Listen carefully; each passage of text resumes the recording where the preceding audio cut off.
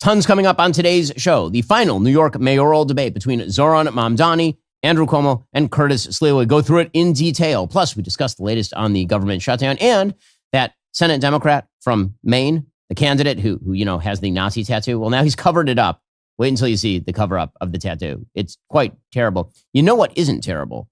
Daily Wire lifetime memberships. We had a feeling they would be popular. Well, it turns out having all access benefits for life with no renewals, that's something that pretty much everybody wants, apparently. So here are your options. You could buy one while they're still available, or you could win mine. That is right. I have my very own lifetime membership to give away, and I made it ridiculously easy to enter. Download the free Daily Wire Plus app in the App Store. Open it, tap follow under my picture. That's it. You are now entered. And who knows? I could be calling you to give you my personal lifetime membership. But before any of that happens, you actually do need to download the Daily Wire Plus app and follow me inside it right now in order to win.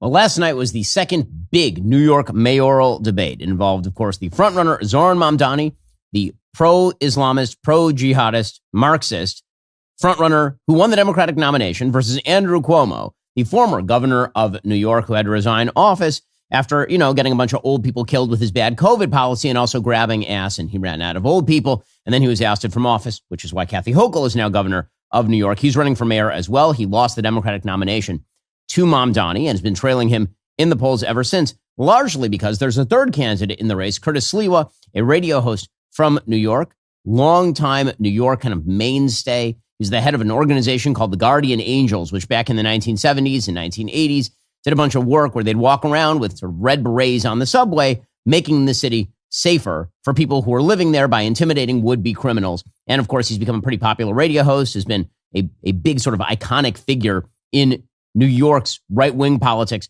for half a century at this point. Well, the polls right now have Mamdani ahead, and it is unclear whether if Sliwa dropped out, the consolidated support between Cuomo and Sliwa would be enough to overcome Mamdani.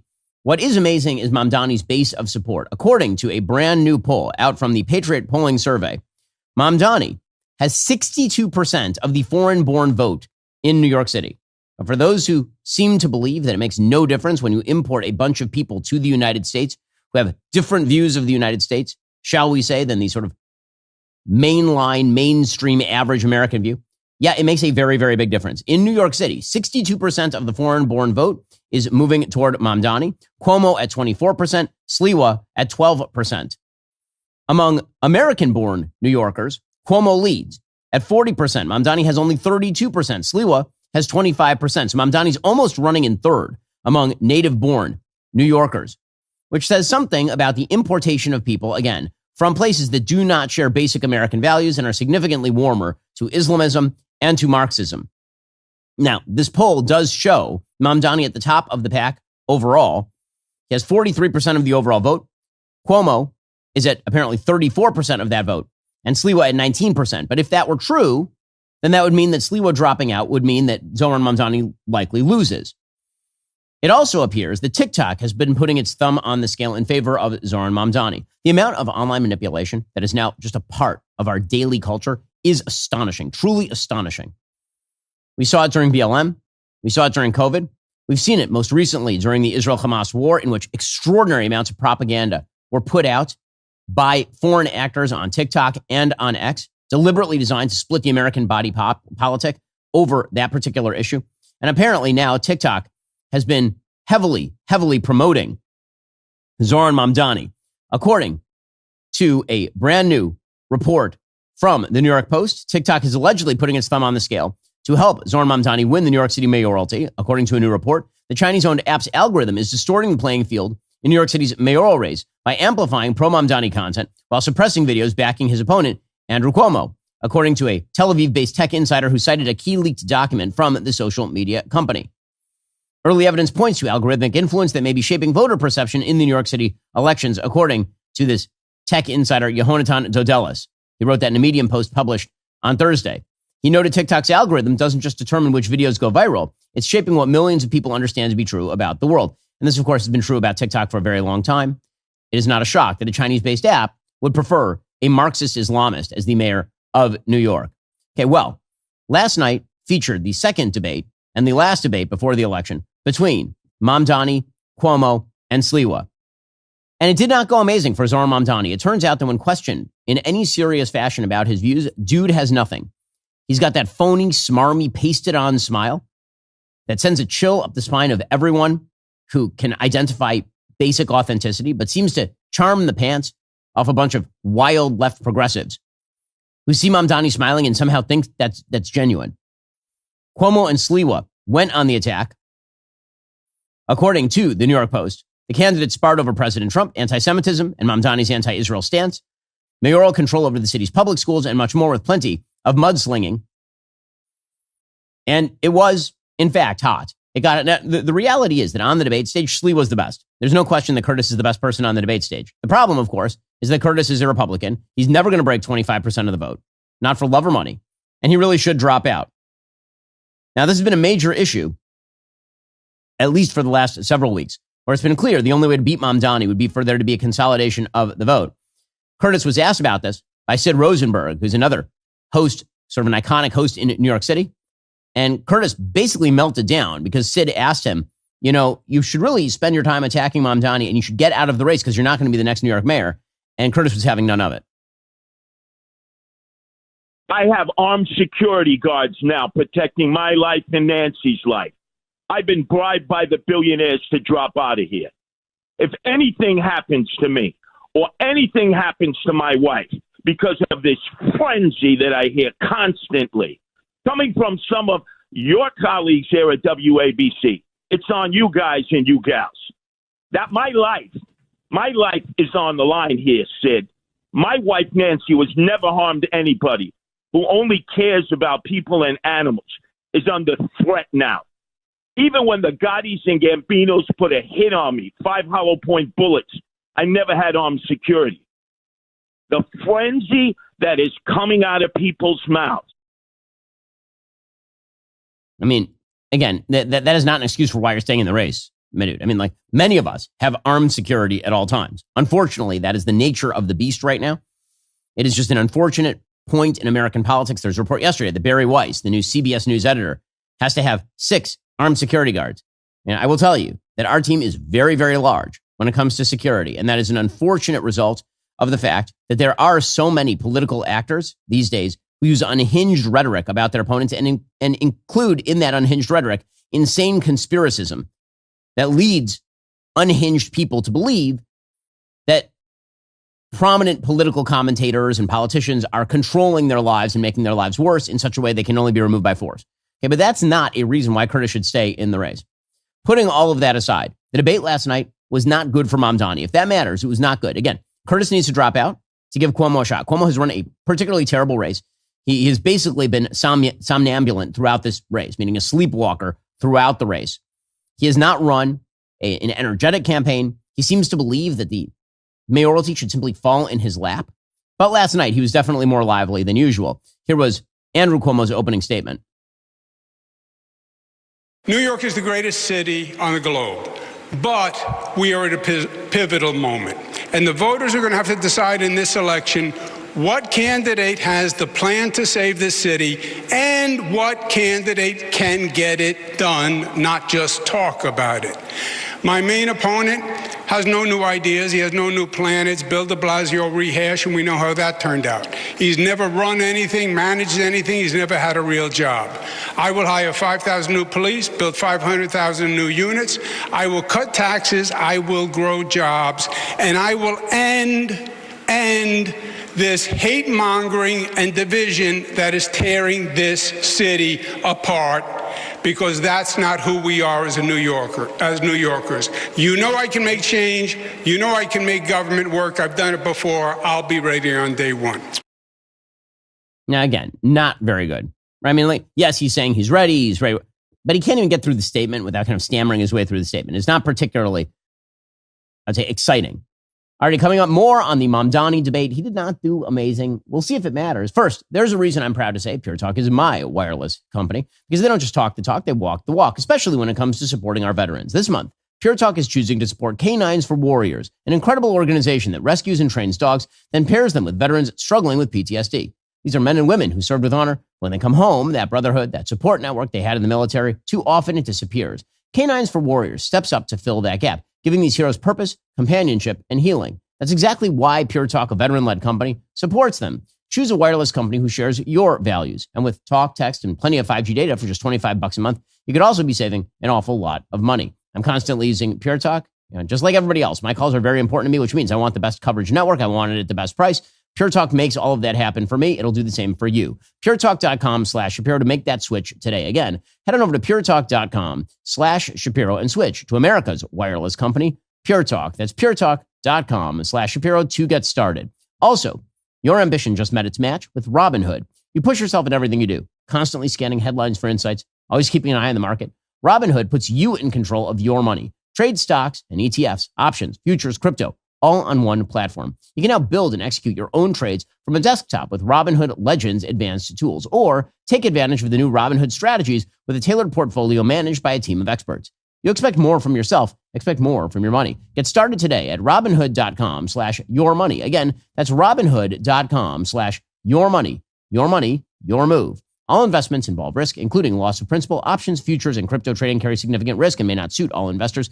Securities offered through Robinhood Financial, LLC, member SIPC. Futures trading is offered by Robinhood Derivatives, LLC, and not SPIC or FDIC protected. Crypto offered through Robinhood Crypto, LLC, NMLS ID 1702840, not FDIC or SIPC protected. Portfolio management offered by Robinhood Strategies, an SEC registered advisor. Curtis Sliwa's opening remarks were better than Cuomo's, for sure. Here was Curtis. It's us versus them. It's us versus the insiders and the billionaires. It's us versus Cuomo. It's us versus Zoran. This is a campaign not about power. This is a campaign about you, the people. And I know many of you hardworking New Yorkers, you tell me you've been pushed aside, you've been silenced. These are the people that have all the money, all the connections. They've made their backroom deals, but we have something more important. We have you, the people. And we're not going to be silenced anymore. We're going to fight. Tonight, I want you to look at the content of my policies, to know that I've served this city for more than 50 years, the city that I love. And I'm going to share with you my vision to make New York City safer again, to make New York City more affordable again, and where everybody once again can live the American dream. Now, again, if Sliwa were not a Republican, he might have a shot at the mayoralty. He is a Republican, so he doesn't. Zoran Mamdani, well, all he could talk about. Zoran Mamdani has a couple of shticks. Again, I cannot even deal with the smile. I can't. It is just so creepy and weird. Like the fakeness, the inauthenticity of this phony human being is sinister. I mean, it's like a sinister inauthenticity for Zoran Mamdani. No normal human being smiles this much. It is not a natural thing for humans to do. Okay, like I know a lot of smiley people. Zoran Mamdani, like you've got to be kidding me. You've got to be kidding me. But the things that he campaigns on are, he just says affordability and the future a lot. And what does he mean by affordability? He means that he is going to promise a bunch of things he can't actually fulfill because he doesn't have the ability to raise state taxes, as the Wall Street Journal points out. Quote, Mamdani has said he wants to generate $9 billion in new tax revenue by raising taxes on New York City's wealthiest residents and businesses. He's calling for a 2% tax on incomes over $1 million, which would produce $4 billion in tax revenue. He wants to increase the state's corporate tax rate to 11.5%, generating $5 billion annually. There's only one problem. He doesn't actually control the state legislature. Right? He is a mayor if he wins, not the speaker and not the governor. He wants to spend $6 billion annually on free childcare. He wants to spend $800 million annually on no fare bus service. He wants a complete rent freeze, which again, I'm not even sure how he would effectuate that. He wants city-owned grocery stores and a $30 minimum wage. I mean, this is crazy crap. Zoran Mamdani is a weirdo, creep Marxist who seems to believe that he can run a junior high presidential campaign in which you promise no homework and free candy every day and people will vote for it. Maybe it'll work. Apparently it's going to work, which is a testament to how bad a candidate Andrew Cuomo is and how out of touch New Yorkers are, apparently. Here is Mamdani's opening statement in which he said affordability in the future 2,619 times. While there are 3 candidates on this stage, you will hear only 2 messages. My opponents, who spend more time trying to convince the other to drop out than actually proposing their own policies, will speak only of the past, because that's all that they know. I am the sole candidate running with a vision for the future of this city. By the way, his vision for the future very much approximates Vladimir Lenin's vision for the future circa 1917. So, no. Well, he was battered about. Zoran Mamdani. He didn't get out of this debate scot-free. Andrew Cuomo in particular was on attack against Mamdani. He pointed out quite correctly that Zoran Mamdani is a leech on the ass of society, that he has never held a job, that he has been a completely useless person his entire life, which is absolutely true. He is a trust fund baby who tried to make a career as a bad rapper before getting elected to the assembly, where he has ditched pretty much every major vote. He is 33 years old and has yet to hold a real job, and he's running for mayor of the financial capital of planet Earth. Here's Andrew Cuomo smacking him around. You have never had a job. You've never accomplished anything. There's no reason to believe you have any merit or qualification for 8.5 million lives. You don't know how to run a government. You don't know how to handle an emergency. And you've literally never proposed a bill on anything that you're now talking about in your campaign. You had the worst attendance record in the assembly. And you gave yourselves the highest raise in the United States of America. You went from $110,000 to $140,000, and then you never showed up for work, and you missed 80% of the votes. Shame on you. Yeah, well, I mean, all of that is true, and Mamdani is trying to smile his way through it. Cuomo also slammed Mamdani on his anti-Semitism, which is clear and obvious to anybody who's been watching this race for more than 2 seconds. Mamdani has globalized the Intifada shtick, his unwillingness to say that Hamas should disarm, his statements that he will arrest the sitting prime minister of the state of Israel, despite the fact he has no authority to do so, the fact that in his past he has made excuses for the Holy Land Five, people who are literally linked by law enforcement to terrorism and are in jail for those links, the fact that Zoran Mamdani has campaigned alongside and taken pictures alongside people involved as unindicted co-conspirators in the 1993 World Trade Center bombing. Like, that's just the beginning of the list of his pro-jihadism. Mamdani. And here is Andrew Cuomo smacking him over it. You know, not everything is a TikTok video. You're the savior of the Jewish people. You won't denounce, globalize the Intifada, which means kill Jews. There's unprecedented fear in New York. It was not several rabbis, Errol. It was 650 rabbis who signed the letter, not several. Okay, and he then went on to go after Mamdani over LGBTQ issues, because one of the weird things about Mamdani is that Mamdani is the scavenger coalition all in one human. I talk in my book Lions and Scavengers about the scavenger coalition, which would be the leeches, the lechers, and the barbarians. He's trying to appeal to all three. He really is more in the barbarian line, meaning he is somebody who is not originally from the United States, who does not believe in the basic ideals of the United States, but is using the free speech and freedom of thought and free politics in the United States to make his way to destroy the civilization from the inside. That's what Zoran Mamdani is. Okay, but Zoran Mamdani, of course, holds a lot in common with the jihadis, as we just mentioned. Zoran Mamdani holds an enormous amount in common with the Marxists. He is, in fact, a democratic socialist. He's called himself this. He is a Marxist who does not believe in capitalism, so he's a leech. And he's made common cause with the lechers, meaning radical LGBTQ activists. Now, the problem is that you can't hold all three of those things in one person.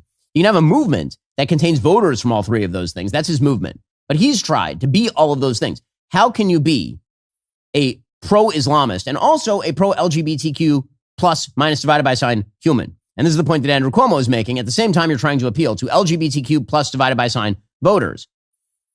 You are posing in pictures alongside people who would literally kill those people. You take a picture with Rebecca Kadaga, Deputy Prime Minister of Uganda. You take a picture with your father. You're smiling. He's smiling. She's known as Rebecca Gay Killer Kadaga. You're a citizen of Uganda. You took the picture. You said you didn't know who she was. It turns out you did.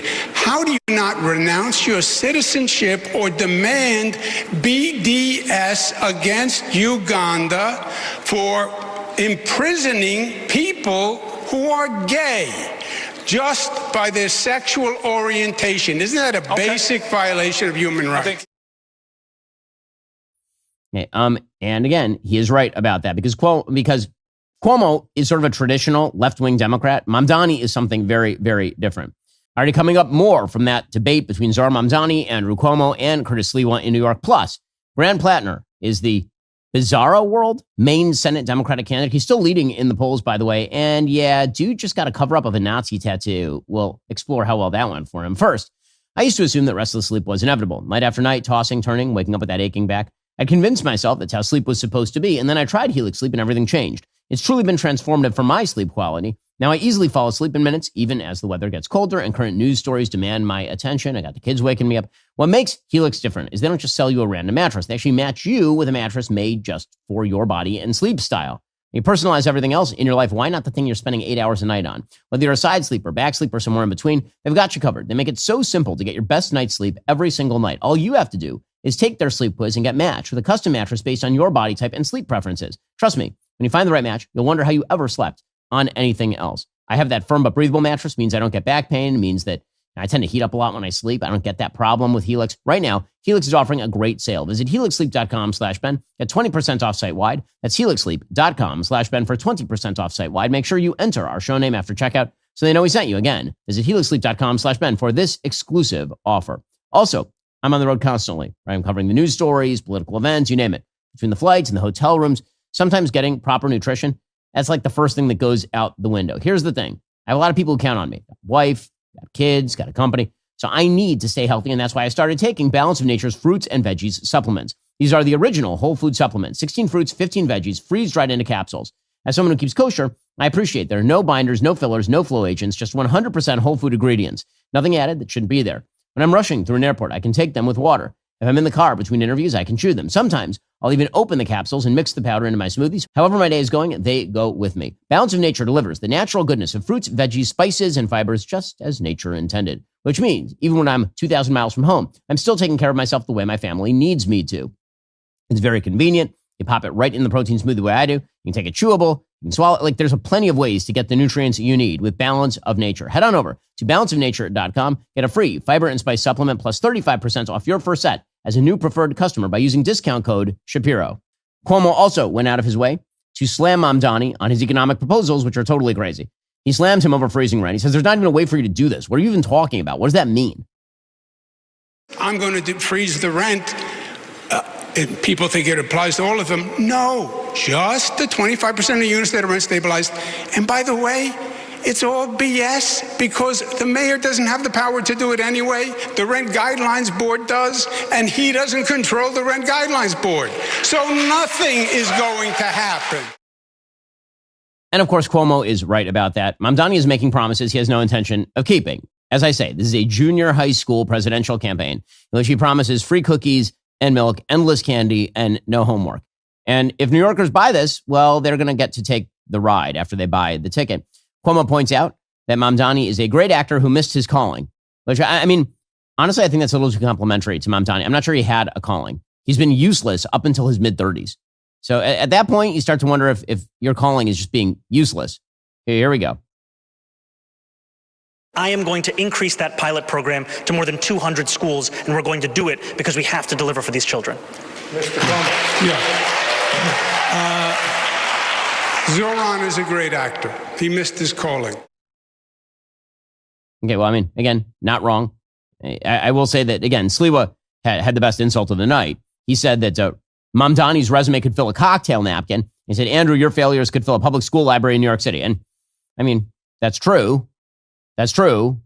I just don't understand why Curtis is still in the race. Now, Cuomo and Sliwa both went after Mamdani. Again, Mamdani has been avoiding making any specific policy recommendations beyond these very broad and borderline unachievable promises. And so he was asked about 3 specific referenda that are on the New York ballot. And Mamdani tried to smile his way through it without giving an answer, which is his way. What is your opinion, Zohran? Yes or no? Come on. Yes or no? What is your opinion? Yes or no, Zohran? Don't be a politician here. I got it. They're pointing out what I was about to. Please answer the question.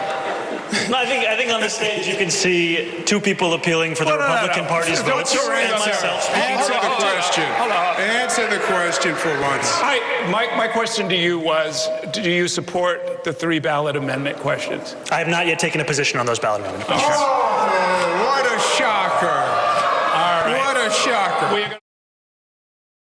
You have to sort of enjoy the New York of all of this, with the crowd going crazy and Mamdani trying to smile his way through it. And Mamdani is not great at this. He's great in TikTok videos. And that's kind of it. He's great in TikTok videos. He has a bunch of positions that are absolutely between incoherent and insane. And he has a population in New York City that is delusional enough to believe that they can endure another horrific mayoralty along the lines of Bill de Blasio, and everything will suddenly be okay. What kind of stuff is Mamdani proposing? Well, just to take from his apple tree of stupidity, one apple.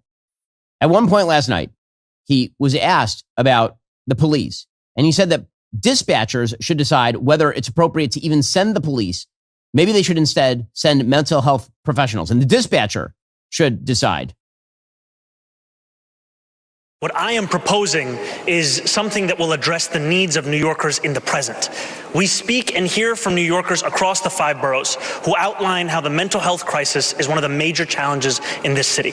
And yet what we have in our city is asking those same police officers who are being asked to respond to shootings, respond to murders, to also respond to these calls. I trust the dispatchers who would be receiving these calls to make the determination as to whether there was any indication of violence. If there is no indication of a threat of violence, then we would set the mental health experts and providers to respond to those same incidents.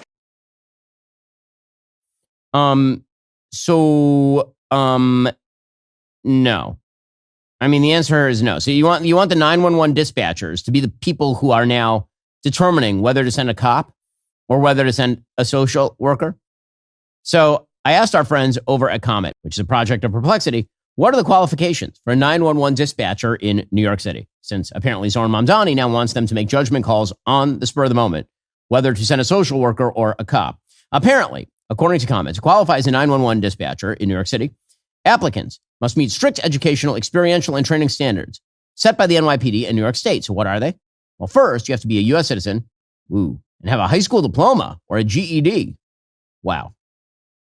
Also, you have to have 1 year of full-time paid clerical or customer service experience involving public contact. So if you worked as like a customer service person at Walmart, cool.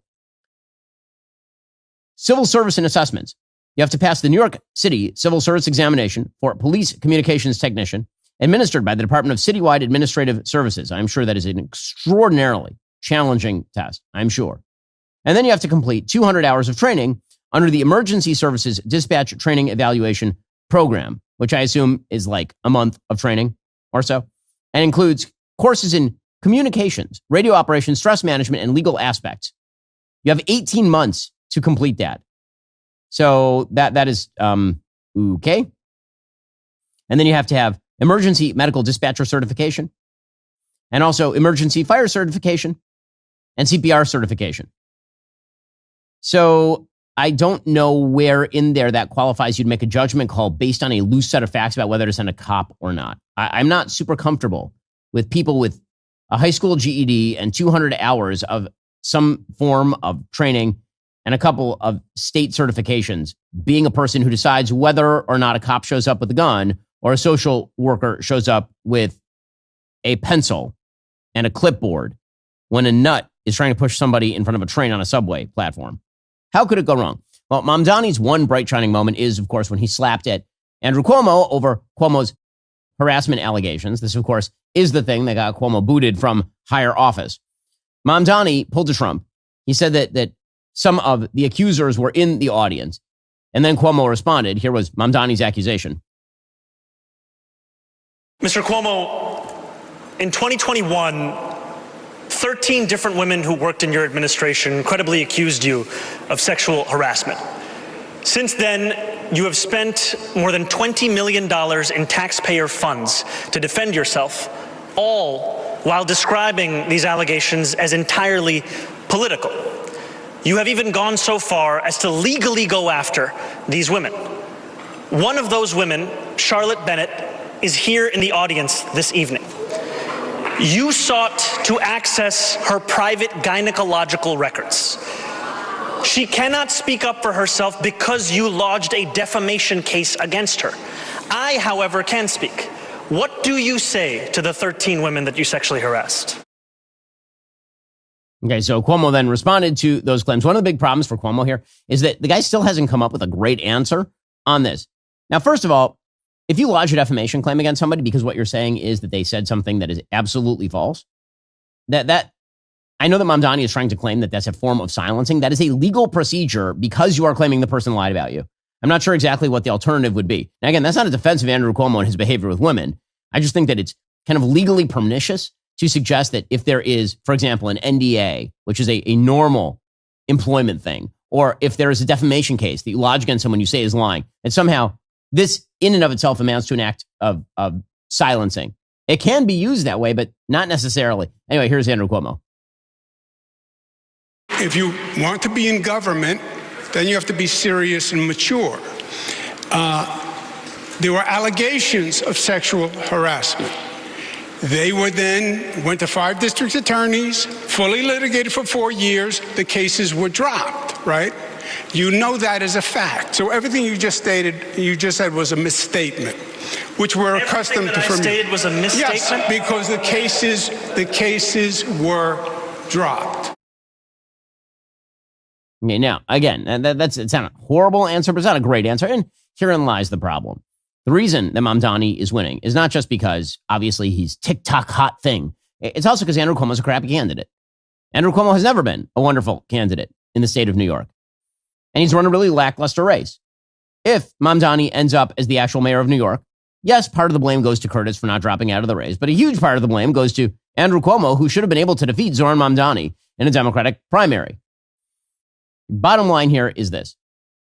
If you want an honest assessment of where New Yorkers stand, Curtis should drop out of the race. I've said it 10 times. I'll say it again. He should drop out of the race. He does not have a path to victory. About 1/5 of New York City residents who are eligible for the election are registered Republicans.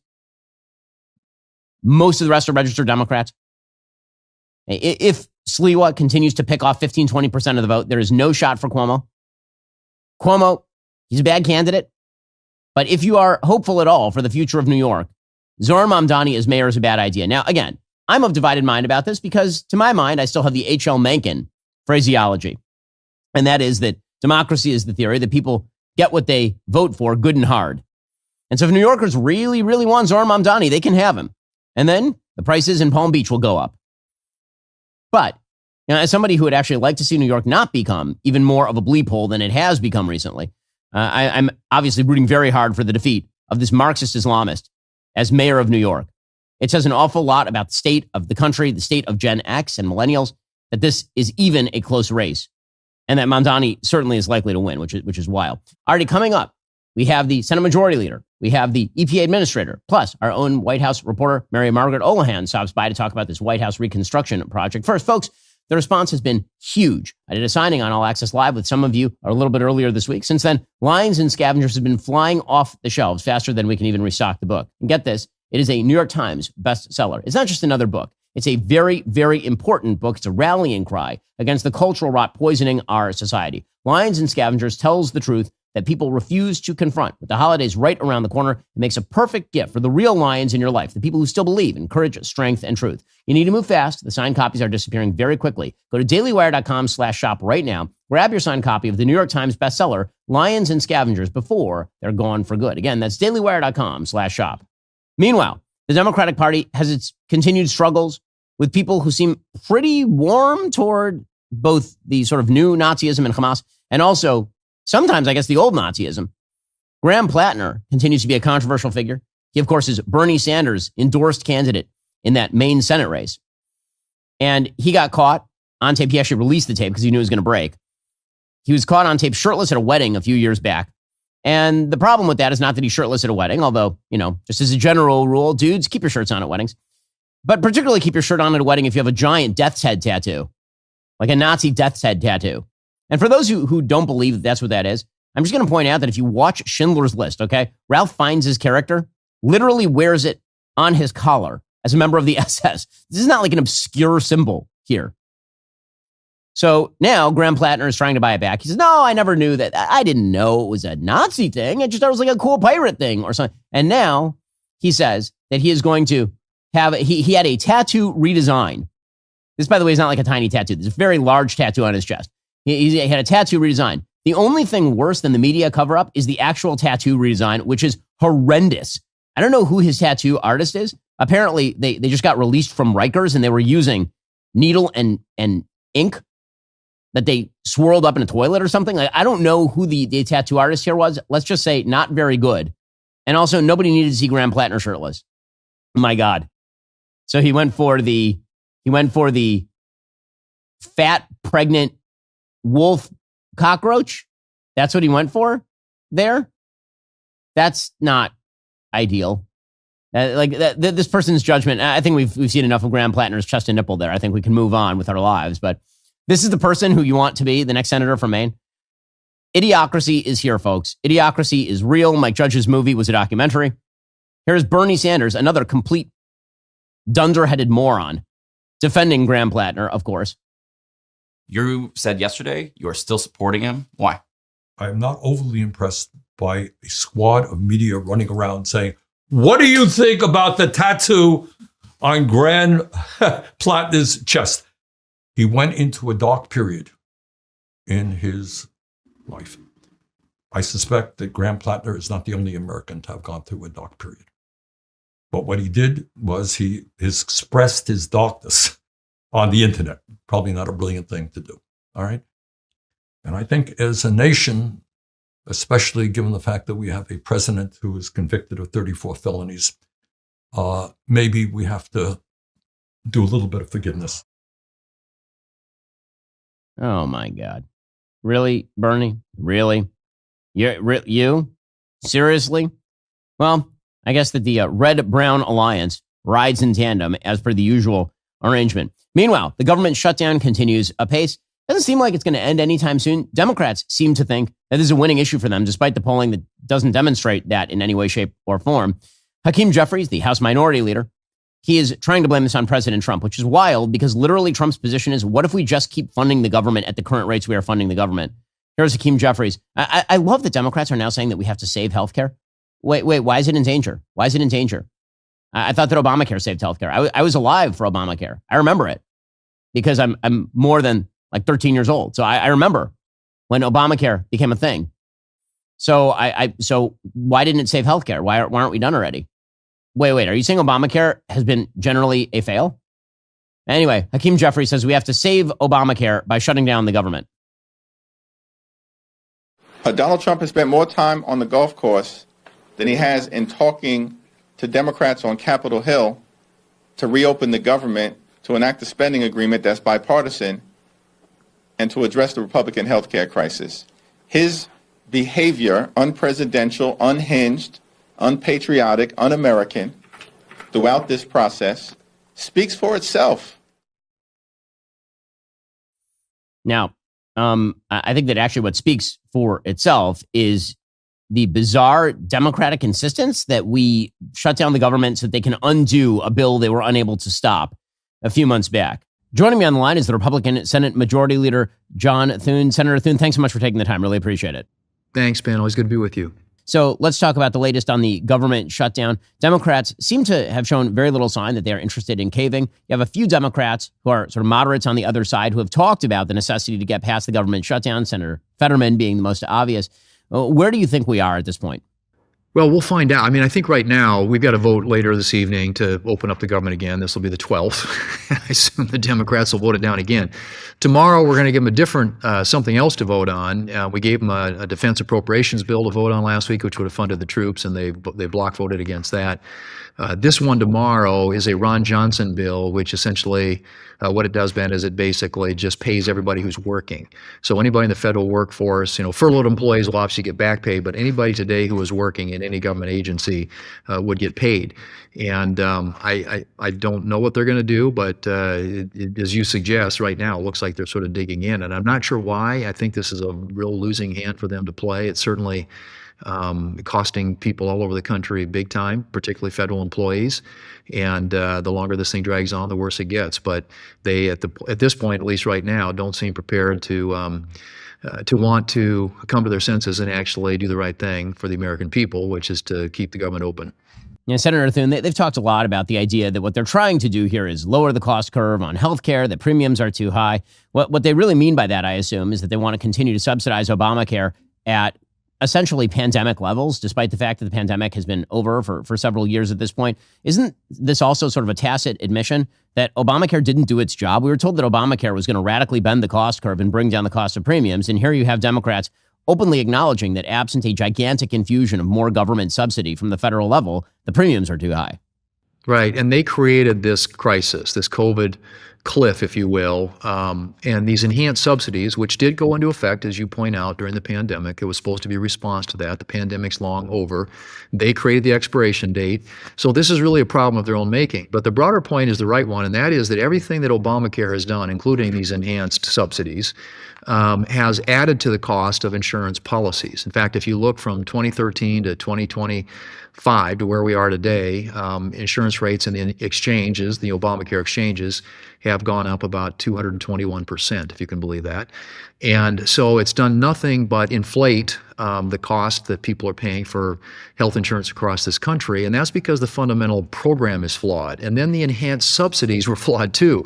They didn't have an income limit. So you got people who are making $500,000, $600,000 a year who qualify. They have zero premium policy. So people don't even know they're covered. Insurance companies are incentivized to auto enroll people. And so it's become a money maker, just a factory for insurance companies to make money, because there are a lot of people out there that they enroll who don't even know they have coverage. And so you've got this flawed structure with no incentive to constrain costs.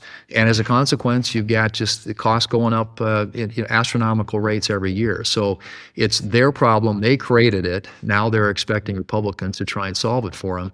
And that's their price for opening up the federal government. And it's a price that is a very stiff one, because you're looking at, to do it the way they want to do it, it's about $400 billion.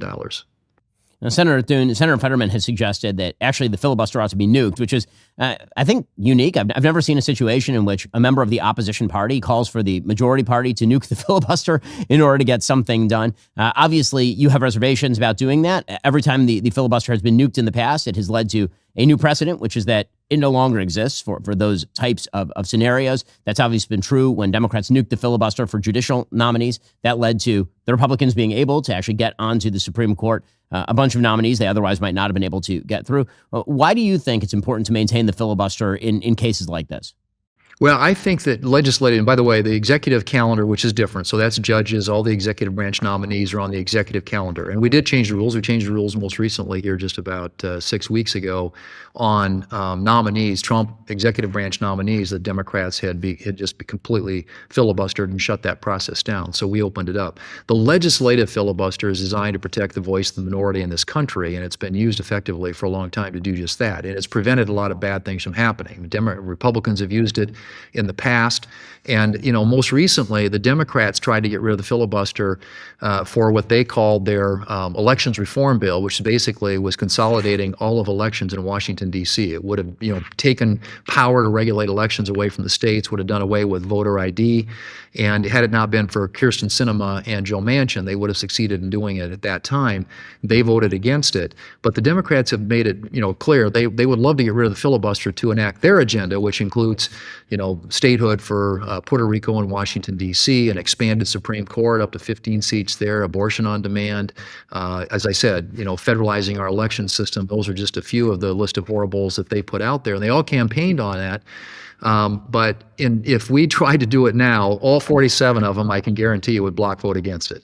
So it's situational for them. It's all about political power. And, now that they are on the outside, they're going to use this to their advantage. I just think that we ought to be able to do this the old-fashioned way, and that is open up the government by just having 5 more Democrats vote with us. And that's all it's going to take. So we shouldn't be in this. Everything is harder than it should be right now because of Trump derangement syndrome. But I still think at some point there are going to be some rank and file Democrats who break with their leadership and do the right thing for the country, and that is open up the government.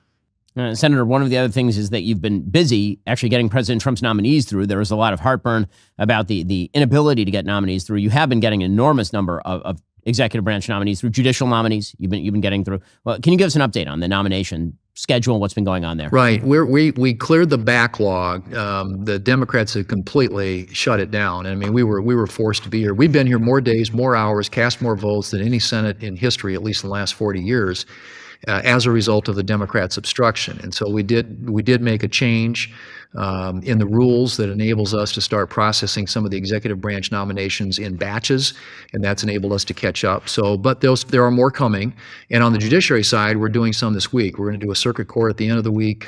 Now we're doing district court judges. We had about 50 of those that were in the backlog, and we still have to do those the old-fashioned way. We can't do those in batches. But as you know, the judiciary is an enormously important part of what we do here, and we want to make sure that we are filling those positions with people who are constitutionalists, who understand that the role of a judge is not to write the laws, but to interpret and apply them. And so those are the kinds of judges that we're looking for, and it's going to be really important for us to continue to fill the judiciary and the executive branch, President Trump's nominees to the executive branch, to be able to implement the agenda that he ran on and that the American people voted for. Now, Senator Thune, meanwhile, the Trump administration obviously very active on the foreign policy front. Over the course of the last couple of weeks, the Trump administration has made some extraordinary moves in the Middle East, particularly with regard to Israel and freeing Israeli hostages from the tender mercies of Hamas, trying to unite the rest of the world around extirpating Hamas in the Gaza Strip. I had the privilege of actually being in the Knesset when President Trump made his speech at the invitation of Ambassador Huckabee. Now, what do you make of what the Trump administration has been doing in the Middle East? What do you think is the future of the Gaza Strip right now? Right. Well, and I saw some of your coverage from over there, which I thought was great, Ben. And I just think that it is remarkable what the president has accomplished here and what his team has accomplished, and it builds on the success of the Abraham Accords. Obviously, we're far from being in a state where we can declare total victory, because Hamas is still active, and in my view, they need to be completely obliterated or at least disarmed so that they are not a factor in governing the Gaza Strip. So there's still work to be done, but the way in which this administration has worked with the Israelis, with our Arab allies in the region, to bring about an outcome that I think nobody thought achievable just a few weeks ago, and that is getting these hostages released. And then, now obviously the hard part begins, and trying to come up with a security force to maintain security there and figure out what the next step is in order to make that a place in the world that people want to visit, that enjoys some of the success and prosperity that folks in the neighborhood have. I think there is some tremendous opportunities there.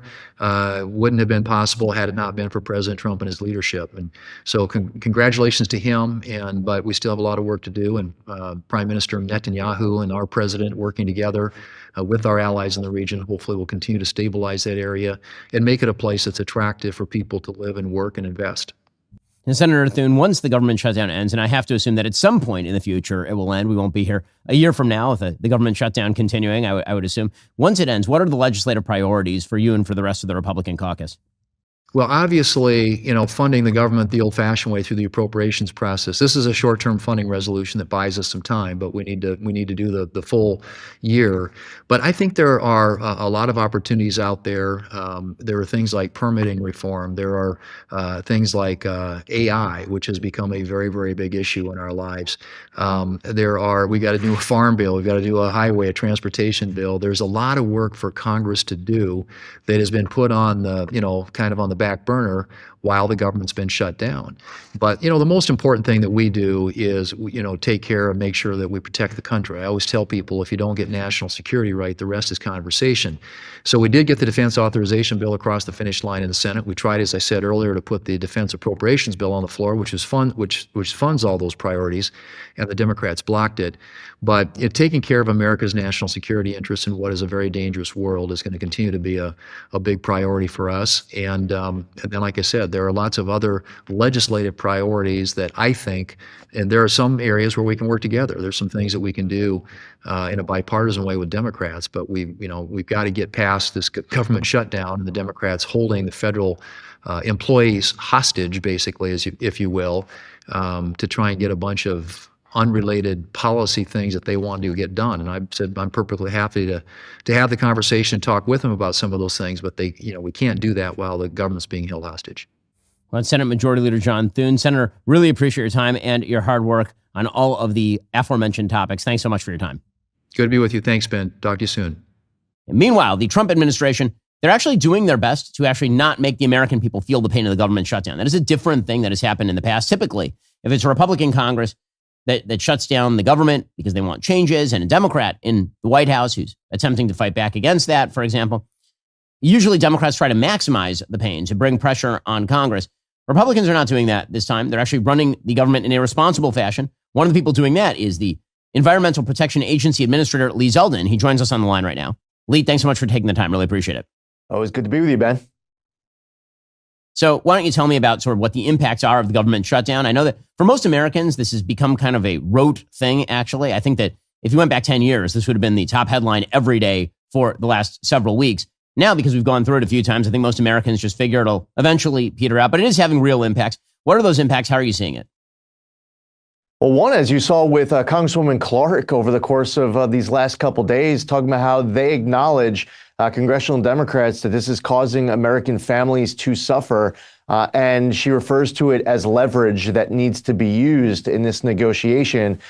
So there is an acknowledgement that this does cause suffering as time goes by, and SNAP payments start to be missed, paychecks start to be missed. I think more Americans will be feeling it in the days and the weeks to come.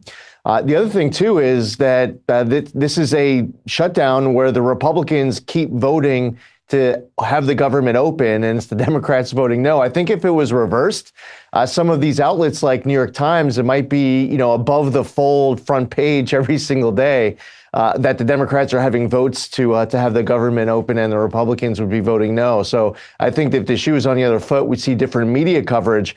For us here at the EPA, we operate off of a lot of carryover funding. It's not necessarily a fiscal year that ends on September 30th. We have funding that's multiple years. We had a furlough that kicked in a little over 4,000 people this past Monday. As we move forward in coming weeks, that will go up. If we had a total lapse of funding, that would be about an 89% furlough here at the agency. And the more you furlough this agency, the more that we are unable to fulfill our statutory obligations and work to implement the people's agenda of ensuring clean air, land, and water for all Americans, which gets to our core mission. Minister Zeldin, one of the things that the Trump administration has done differently during this government shutdown than the Obama administration did during government shutdowns that happened under their watch, the Obama administration really attempted to maximize pain. And I'm old enough to remember when they attempted, for example, to shut down open-air World War II memorials and not let anybody into national parks and all the rest of it. You and the Trump administration, by contrast, have been attempting to minimize the impact on Americans' lives. You have a contingency plan for a shutdown that still allows your agency to continue functioning even under these circumstances. Yeah, that's such a great point, Ben. We're trying to mitigate the impact of the shutdown as much as possible. When I said that we just had this furlough kick in of about 4,000 employees, this isn't something that we enthusiastically did on October 1st. We prevented it as long as we possibly could, as long as there was funding that was available. A total lapse of funding, as I pointed out, would be an 89% reduction in the services that we provide. I mean, listen, we could attempt to do that right now, but we're trying to mitigate the damage of this shutdown on the American people. That's an example of one agency looking to do its part. We're hearing the same thing from other agencies trying to accomplish the same. We want to mitigate impacts as much as we can and hope that congressional Democrats decide to vote yes on what is a clean CR. This is not something that is, filled with a partisan wish list of conservatives. This is just a funding bill to keep the government open.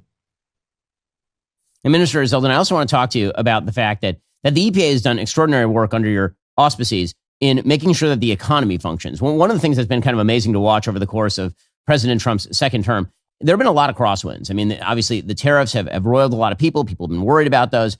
You've had the concerns over the government shutdown. You've had the one big, beautiful bill. It has not been, shall we say, like the smoothest economic road for people who are looking for consistent policy. But one of the areas that has really spurred the economy and ensured that the economy continues to grow, investment continues, has been the EPA's approach to the economy. The attempts to streamline and cut regulations, a massive thing you've been doing over at the EPA. Yes, sir. We choose to both protect the environment and grow the economy. It's not a binary choice. There was this belief that in order to protect the environment, you had to strangulate entire sectors of the economy. We, this year at the Trump EPA, reject that notion.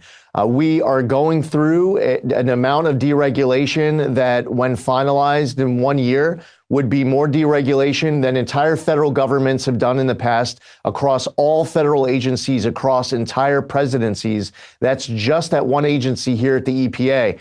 One proposal alone, a proposed rescission of the 2009 Obama endangerment finding, if finalized, would be the largest act of deregulation in the history of the United States.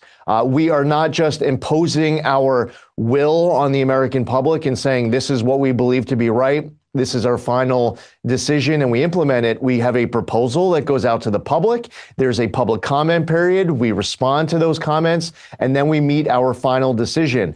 Ben, you're somebody who follows Supreme Court decisions. You're well read in our law and our Constitution. The Supreme Court in recent years, they issued a decision in the Loper-Bright case overturning the Chevron doctrine, saying essentially that agencies like the EPA can't use vague language and getting creative and giving themselves more power. If there's an absence inside of statute, it doesn't say that the agency can't. Well, I guess that means we can. That was an interpretation of the past. Now that the Chevron doctrine is overturned, we at the EPA will follow the plain language of the law. We will follow the law, and we will not take creative liberty in giving ourselves more power because of it. That was one of the ironies, by the way, of this No Kings protest that just took place. The president's directive to me at the agency is that every single day we should be reducing our powers, that we should be empowering states, empowering the people to be in charge of their own lives and to help the economy flourish. One other quick point I wanted to mention, we've gone through substantial efficiencies over the course of this year to save tax dollars. The annual operating budget of EPA is about $10 billion. I've canceled over $29 billion worth of grants. $750 million annually in staffing reductions, money saved in media consolidations, real estate consolidations, media cancellations of subscriptions, real estate consolidations, closed an EPA museum that no one knew about or even visited. And the savings just keep getting racked up on behalf of the American taxpayer. Another important thing to fight for Americans, American families, and also the American economy. Well, that is EPA Administrator Lee Zeldin. Lee, thanks so much for your hard work, and thanks for joining us on the show. Really appreciate the time. Thanks, Ben. Meanwhile, Democrats are complaining ad nauseum about the White House redesign. Politico's coverage is typically over the top. Quote, "It's your house, and he's destroying it. Trump demolishes White House East Wing." I'm just telling you, I've been to the East Wing. It's not iconic. It's a bunch of office spaces. It is not the West Wing. It's not what the Oval is. It's not literally none of the rooms that you care about are in the East Wing of the White House. I'm just telling you that, because I've been there. In fact, in order to get into the East Wing of the White House, they usually have to set up these giant tents outside if it's raining or snowing or something. And then the room where they hold these sort of events with foreign dignitaries hold like 200 people. It's tiny. These are tiny rooms. Putting in a ballroom is not only not a bad idea, it's quite a good idea. And yet Democrats are freaking out over it. Images of a partially destroyed East Wing, according to Politico, first published by the Washington Post on Monday, sparked an outcry online and a quick defense from the White House. The National Trust for Historic Preservation added to criticism of the administration in a letter to the National Park Service and other organizations Tuesday, warning the current redesign of the ballroom threatens to overwhelm the White House and requesting a freeze on further construction until a commission that oversees the iconic urban landscape of the nation's capital is consulted. Hillary Clinton said, "It's not his house, it's your house, and he's destroying it." Madam, may I recommend that you sit down on this one? Your husband literally had oral sex with an intern in the Oval Office. If we're talking about degrading the spaces of the White House, I think you are not the person. You stole like the silverware from the White House when you guys left. You are not a good person to talk about this. Like, not a good person to talk about this at all. Meanwhile, President Trump was showing photos and plans of the future ballroom, and frankly, it looks kind of nice. Nobody's actually seen anything quite like it. I think it'll be one of the great ballrooms anywhere in the world. It's about $300 million. It's set to do many, many things, including meetings of foreign leaders, including the honoring of foreign leaders. You can see this. This is a plan, if it's got tables so that you honor a foreign leader, we have a proper space. Right now, we have a space that with tables holds about 79 people. And this is a proper kind of a thing. Now, what the White House was doing, as you know, is they were putting tents out on the lawn. This is an interior shot of the ballroom. I think there'll be nothing like it. And so again, I don't see anything wrong with this ballroom design, like at all. And this idea that something historic is being destroyed. It was built in 1942 by FDR. Again, it's a bunch of small offices. Very silly. A reporter went after Trump over it. Trump then promptly body slammed the reporter, as is his wont. I just want a quick follow-up on that question. Your response to people who say that you haven't been transparent enough about this. I haven't been transparent? That some of your critics feel it should have gone. I've shown this to everybody that would listen. Third-rate reporters didn't see it because they didn't look. You're a third-rate reporter, always have been. So third-rate reporters didn't look. Well, again, the fact that Democrats think this is a winning issue, they are so starved for a winning issue at this point. It really is amazing. Speaker of the House, Mike Johnson, said the obvious. Well, you know, you're going to be able to use it as well, actually. President Trump's going to add the greatest improvement to the White House in the history of the building since it was originally constructed in 1800. The ballroom is going to be glorious. It's going to be used for everybody. And by the way, hey, Democrats, if you win the White House back, you get to use it too. This is for the American people, and he's using private funds to do it.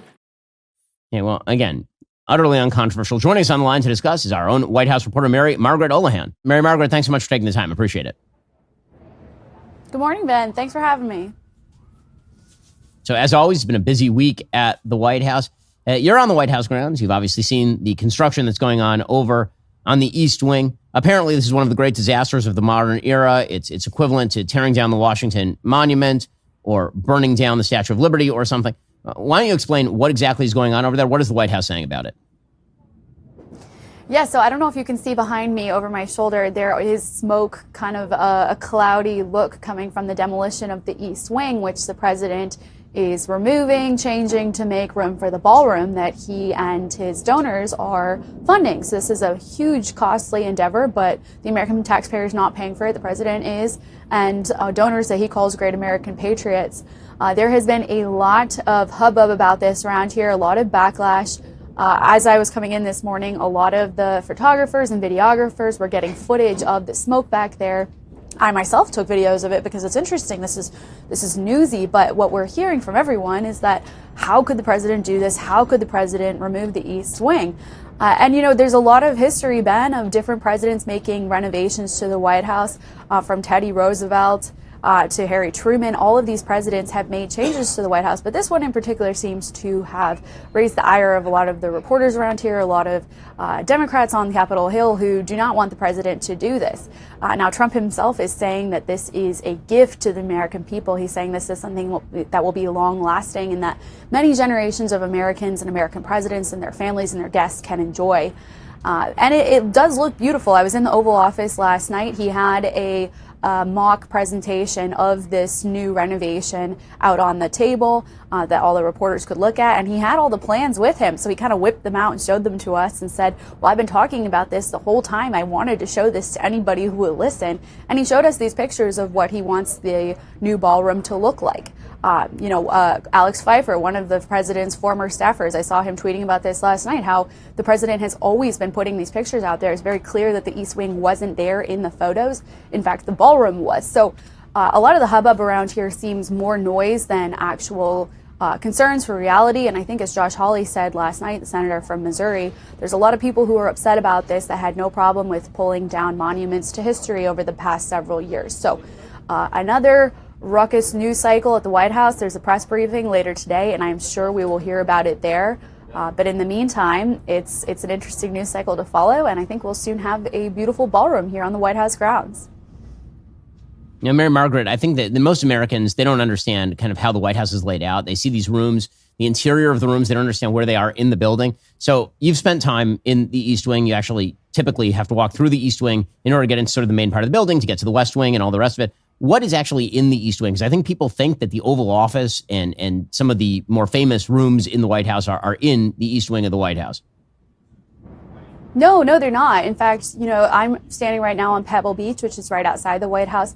The West Wing is where a lot of the offices of the comms team are. The main section of the White House is where a lot of these other important offices are, including the Oval Office, which is kind of, we go back to, it's a little hard to explain that, but you go through the White House and it's on the back, on the right. So it's not on the East Wing side of things. And a lot of the ruckus that's been raised about this has been suggesting that there's some kind of historical significance that's being destroyed with this. But again, there's been renovations throughout the history of the White House for years. There have been many presidents who have made changes or modifications, updating the White House for modern appliances, modern security endeavors. I mean, one thing that I found really interesting about the ballroom is that the president said it's going to have I believe, a steel-proof ceiling. So a lot of different security measures that are being put in that he said the Army and the military is involved with. So it's really interesting on many levels. One thing that I find really interesting is that the man who is designing the ballroom is actually someone that I know, that I've spent some time with, James McCreary, who's an architect. He's a Catholic architect. He's built some really beautiful churches around the country.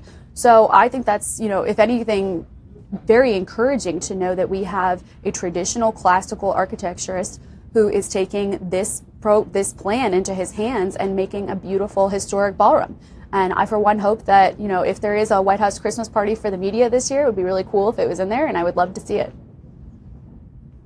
So, Mary Margaret, obviously a lot of drama also over the course of the last weekend over this No Kings protest movement. Some 7 million people apparently showed up to these protests around the country. What has been the mood in the White House about all of that? Yeah, this is interesting because on the one hand, these No Kings protests were largely full of, I would say, elderly Americans who are very left-leaning Democrats protesting things that they did not really understand. So, for example, our colleagues Amber, Joe, and Brecca did a phenomenal job this weekend covering the No Kings protests in D.C. And they asked people, why are you protesting No Kings if President Trump is not a king? And it was a really great video, and if anyone hasn't seen it, you should check it out. But at the same time, there was a very radical element of these protests. And if you look at some of the footage in Denver, in Chicago, in Los Angeles, even in Washington, D.C., there were individuals that came to these protests specifically to advocate for violence. One person that I noticed, besides President Trump, that was receiving a lot of these very violent, explicit calls to violence was Stephen Miller. So he is Trump's deputy chief of staff. He received a lot of hate, I would say, in D.C., I saw, but then also in different cities around the country, people explicitly calling for acts of violence against him. We just covered a story for this that's live on the Daily Wire site about how I talked to the FBI about whether they're investigating any of these specific calls for violence, explicit, I would say, calls for violence. And, I was told the FBI can't confirm active investigations. They don't traditionally do that. But I was told they are aware of very specific instances and that they are keeping an eye on them. So, I think this is the closest we can get to confirming without actually confirming that there's investigations into these people. One that I found really disturbing, and I just wanted to flag, was this couple that were photographed in Denver. They're part of the Denver Communist Group. And this couple, each of them were wearing a different shirt calling for violence against individuals, specifically Republicans, conservatives, and they kind of harkened back to the death of Charlie Kirk. One of the shirts said, "Make assassinations great again." And the other one said that not enough politicians are being killed nowadays. And that one I found particularly disturbing because on the graphic of the shirt, there's a little sign that says live, indicating that the person who was being killed on the shirt was being filmed as it happened live. So this is really sickening, disturbing kinds of content. And I think that, our story is evidence that the FBI is looking into this. DHS may also be looking into this, and we're trying to get more answers from them on who exactly they're examining and when those people will be arrested or, at least investigated at the bare minimum. Well, that's Mary Margaret Ohan. She's our White House press correspondent. Mary Margaret, really appreciate your time. Thanks so much for the insight, as always. Thanks, Ben. Alrighty, folks, the show is continuing for our members right now. We'll get to President Trump blowing more ships out of the water, drug boats coming from Venezuela. Plus, President Trump has now canceled a planned meeting between Russia and Ukraine. Remember, in order to watch, you have to be a member. If you're not a member, become a member. Use code Shapiro at checkout for 2 months free on all annual plans. Click that link in the description and join us. Well, folks, it turns out that we now know the real victim of 9/11, the real victims. It was Zoran Mamdani's family members because people gave them mean looks. We'll get into what is the appeal of Zoran Mamdani? Why is AOC the frontrunner for the Democratic nomination in 2028? Plus, President Trump getting strong with Venezuela first. Less than 2 weeks ago, we launched our new flagship show, Friendly Fire, right here on Daily Wire Plus. It's me, Matt Walsh, Michael Knowles, Andrew Klavan, coming together live to debate, discuss, and yes, disagree on the biggest stories making headlines. In our very first episode, we dropped 2 massive announcements: the all-new Daily Wire lifetime membership and that first look at our upcoming epic, the Pendragon cycle. This Wednesday night, we're back with an all-new live episode and more big announcements you're not going to want to miss. Plus, our deal of the decade is happening right now. Join Daily Wire Plus for as little as $7 a month at dailywire.com. Watch Friendly Fire live Wednesday at 7 p.m. Eastern only on Daily Wire Plus. Well, folks, at the end of last week, Zoran Mamdani and Andrew Cuomo were embroiled in a battle. That battle was over whether Andrew Cuomo was a big meanie for going on Sid Rosenberg's show in New York City. And Sid Rosenberg made some sort of joke about how Zoran Mamdani would have cheered 9/11, and Cuomo kind of awkwardly chuckled, and this turned into an entire news cycle. How dare Sid Rosenberg and how dare Andrew Cuomo be so mean to Zoran Mamdani? And this has now turned into the theme of Zoran Mamdani's campaign, which is, why are people so mean to the pro-jihadist, pro-Marxist candidate who is likely to be the next mayor of New York? This is blown into full view because over the course of the weekend, Zoran Mamdani decided to talk extensively about 9/11 and his feelings about 9/11. So Zoran Mamdani was delivering some sort of press conference in the Bronx, and here he decided that the real victim of 9/11, the real true victim of 9/11, was not the 3,000 people who died on 9/11, murdered in the worst Islamist terrorist attack ever. No, actually, the real victim was his auntie. His auntie, who, according to Zoran Mamdani, rode the subway and may or may not have received a mean look. I want to use this moment to speak to the Muslims of New York City.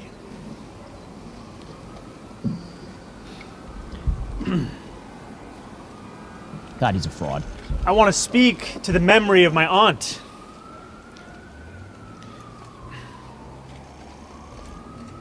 Who stopped taking the subway after September 11th because she did not feel safe in her hijab.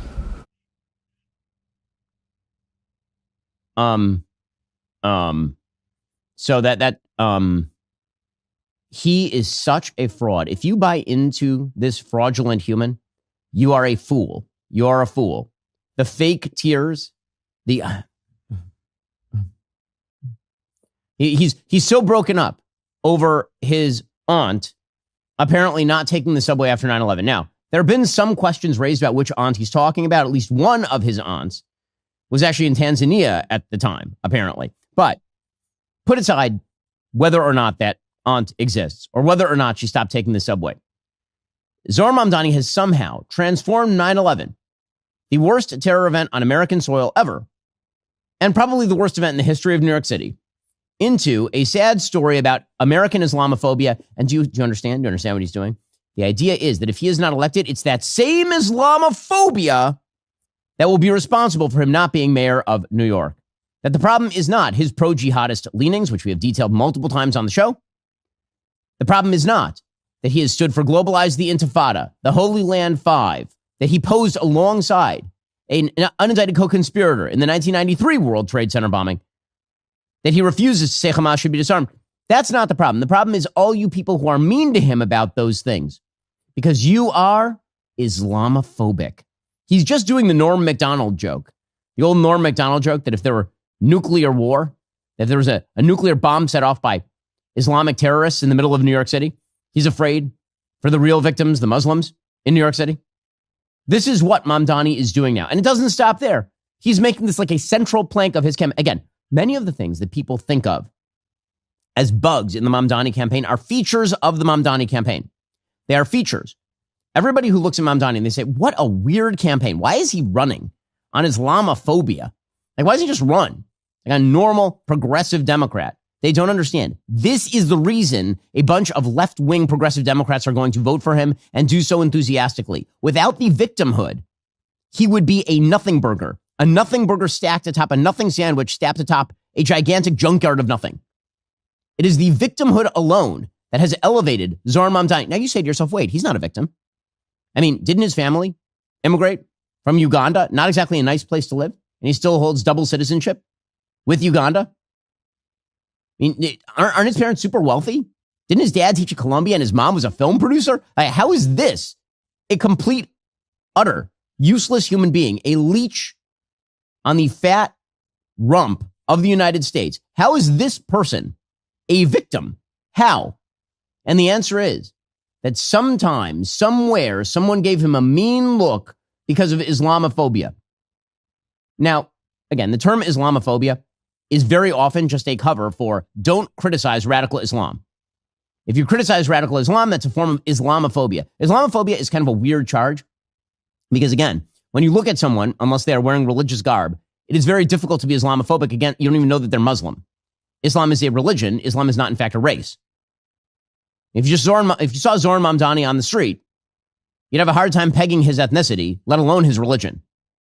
But according to Zoran Mamdani, the real problem here is an unreasoning, irrational fear of Muslims. That's the reason why he's having trouble right now, not his routine support of the worst people on planet Earth. But here is Zoran Mamdani doing, once again, the same routine over the weekend. I mean, this is all the Republican Party has to offer. Cheap jokes about Islamophobia so as to not have to recognize what people are living through. Attempts to pit people's humanity against each other. And I think whether it's J.D. Vance or it's Andrew Cuomo, it is the same kind of politics. It's a politics of division. The reason that I've called Andrew Cuomo Donald Trump's puppet is not just because they share the same billionaire donors. It's not just because they see themselves in each other. It's also because their vision of leading a city or a country is one where you are only able to build a constituency by pitting it against another one. And that's what we're seeing in this moment. And let's just talk about the moment we have at hand. We have a shutdown of the federal government. We have Americans across this country living in fear about rising healthcare costs, about the fact that we're going to see decimating cuts to SNAP. We have active duty military families in line for food pantries. And amidst all of this, the focus of so many is just how much bigotry they can engage in. That every accusation from Zoran Mamdani is an admission. No one has engaged in more bigotry in this campaign than Zoran Mamdani. No one. Remember, it is in fact a form of bigotry to endorse globalize the Intifada and Hamas should not disarm. It's bigotry against non-terrorists, number one. But the insanity of Zoran Mamdani walking around as a pseudo-victim in New York City, by the way, I'm old enough to remember 2001. Hey, Zoran Mamdani is 33 years old. Okay, that means that Zoran Mamdani, because 9/11 now happened 24 years ago, Zoran Mamdani was 9 when 9/11 happened. I'm about 8 years older than Zoran Mamdani, so I remember 9/11 pretty well because I was a late teen already. And I remember the extraordinary efforts that the federal government and state government and city government of New York went through in order to tamp down on, quote unquote, Islamophobia. George W. Bush did full speeches about how radical Islam was not the same as normal mainstream Islam, how this is a perversion of Islam, how there shouldn't be any sort of backlash against Muslims. Then the city of New York did the same thing. The state of New York did the same thing. Zoran Mamdani whining about the treatment of Muslims in a country that is wildly, wildly Muslim friendly is totally insane. It's totally, the city of New York, by the way, is now 11% Muslim, which is the same percentage as the Jewish population. We always hear about the big Jewish population in New York, and that's true. The same exact population is Muslim in New York now. Is there radical discrimination against Muslims in New York? By what metric? And by the way, what in the, how is it that you're talking about 9/11 and you don't even spare one sentence for the actual victims of 9/11? The people who are leaping to their deaths from the 90th story of the World Trade Center. The people who are crushed beneath millions of pounds of molten steel. The people who died. The firefighters. The people who got cancer years later from all the dust and debris. Nothing for them, but his auntie did ride the subway. And, somebody probably gave her a mean look. Somebody probably said a mean thing to her. Maybe. Well, we don't know, but maybe. According to the New York Post, how self-damning the Zoran Mamdani's chief takeaway from 9/11 is that it supposedly triggered a horrible wave of Islamophobia. What utter dreck. Of course, ordinary Muslims bear no blame for the extremists who carried out those terror attacks, killing some 3,000 innocents. No wave of anti-Muslim hate crimes followed 9/11, not in New York nor anywhere else. Before and after 9/11, the minority most singled out for hate in America and across the world has always been Jews in vastest proportion to their numbers. By the way, in Europe, largely by radical Muslims. So what are the supposed experiences of Zoran Mamdani that makes him a victim? And again, victimhood is the coin of the realm in Democratic Party politics. The reason that Bernie Sanders had a tougher time in the primaries than AOC will is because AOC will claim that because she is a minority in America, that means she was a victim. Zoran Mamdani is doing the same thing. Bernie couldn't claim that because he's an old Jew from Brooklyn. But what were his experiences? According to the New York Post, he recalled how a teacher warned him he might face bullying. Whoa. He might fit. Whoa, dude. Whoa. Since he attended the ultra-liberal, pricey Bank Street School for Children, his progressive educators expected the worst of their fellow New Yorkers. He did not recall actually being bullied. Instead, he could only cite his aunt's supposed decision to quit riding the subways because she did not feel safe in her hijab. Again, without the victimhood, he's got nothing. Nothing. His program is trash. His candidacy is smugness and ugliness masquerading as kindness. He hates the things that make America go. He hates capitalism. He hates traditional Judeo-Christian religion. He hates traditional values. He hates America's role in the world. That's who this guy is. And yet somehow, because he is apparently rich in the coin of victimhood, despite the fact, again, he is one of the least victimized people I have ever even conceived of. He grew up rich as an immigrant to this country as a child. Both of his parents are very successful. He lived his young adult life being a pseudo rapper and having no actual job. And yet somehow he's a victim? Somehow he's a victim in America? All right, coming up, Zoran Mamdani. That guy is wild, but that's, I think, the feature, not the bug. What are Democrats trying to do here, and why does it mean that AOC is likely the 2028 front runner? We'll get to that in a moment. First, there's a reason I'm proud to say Pure Talk is my wireless company. They don't just talk the talk, they walk the walk, especially when it comes to supporting our veterans. This month, Pure Talk is choosing to support Canines for Warriors, an incredible organization that rescues and trains dogs, then pairs them with veterans struggling with PTSD. These are men and women who served with honor. When they come home, that brotherhood, the support network they had in the military, too often it disappears. Canines for Warriors steps up to fill that gap, giving these heroes purpose, companionship, and healing. That's exactly why Pure Talk, a veteran-led company, supports them. Choose a wireless company that shares your values. And with talk, text, plenty of 5G data for just $25 a month, you could also be saving a lot of money. I use Pure Talk all the time, obviously. I make a lot of phone calls. They're important to me. They've got great coverage, lower price, company I trust. Why not? Go check them out right now. puretalk.com/Shapiro to make that switch today. Again, head on over to puretalk.com/Shapiro. Switch on over to America's wireless company, Pure Talk. Go check them out right now. That's puretalk.com/Shapiro and switch over today. Also, between those breaking news alerts, late night editing sessions, chasing stories around the clock, sometimes family time can feel pretty scarce. And that's why my wife and I have committed to the Good Ranchers Back to the Table Challenge. Every Thursday night through Thanksgiving, we're turning off that news cycle. We gather around our table no matter what story is breaking. Well, it's a great tradition. It's a good thing to do. And here's what's going to make it work for a ton of families. Good Ranchers delivering premium 100% American beef right to the door. We're talking restaurant quality steaks, pre-portioned, triple trimmed. Producer Savvy, she's been using this like nobody's. She has the biggest, chunkiest toddler in the world because that kid is basically fed only on Good Ranchers. I'm telling you, this kid could play like middle linebacker for the Bears today and improve the team because of Good Ranchers. Get this. Every Thursday, Good Ranchers gives away a free holiday ham just for sharing a photo of your family dinner. Post it to your Instagram story. Use hashtag Back to the Table and tag @Good Ranchers. Again, my staff, they love Good Ranchers. It's great. I know they're good quality, by the way. One time, they actually went out of their way. They made me a kosher steak, like they make their normal steaks. Amazing, incredible quality. Visit goodranchers.com. Use my code Shapiro for $40 off, plus free meat for life when you subscribe. That's Shapiro for $40 off and free meat for life. Goodranchers.com. Let's get back to the table. And by the way, this is nothing new for him. This is how he became who he has become, is trading on pseudo-victimhood.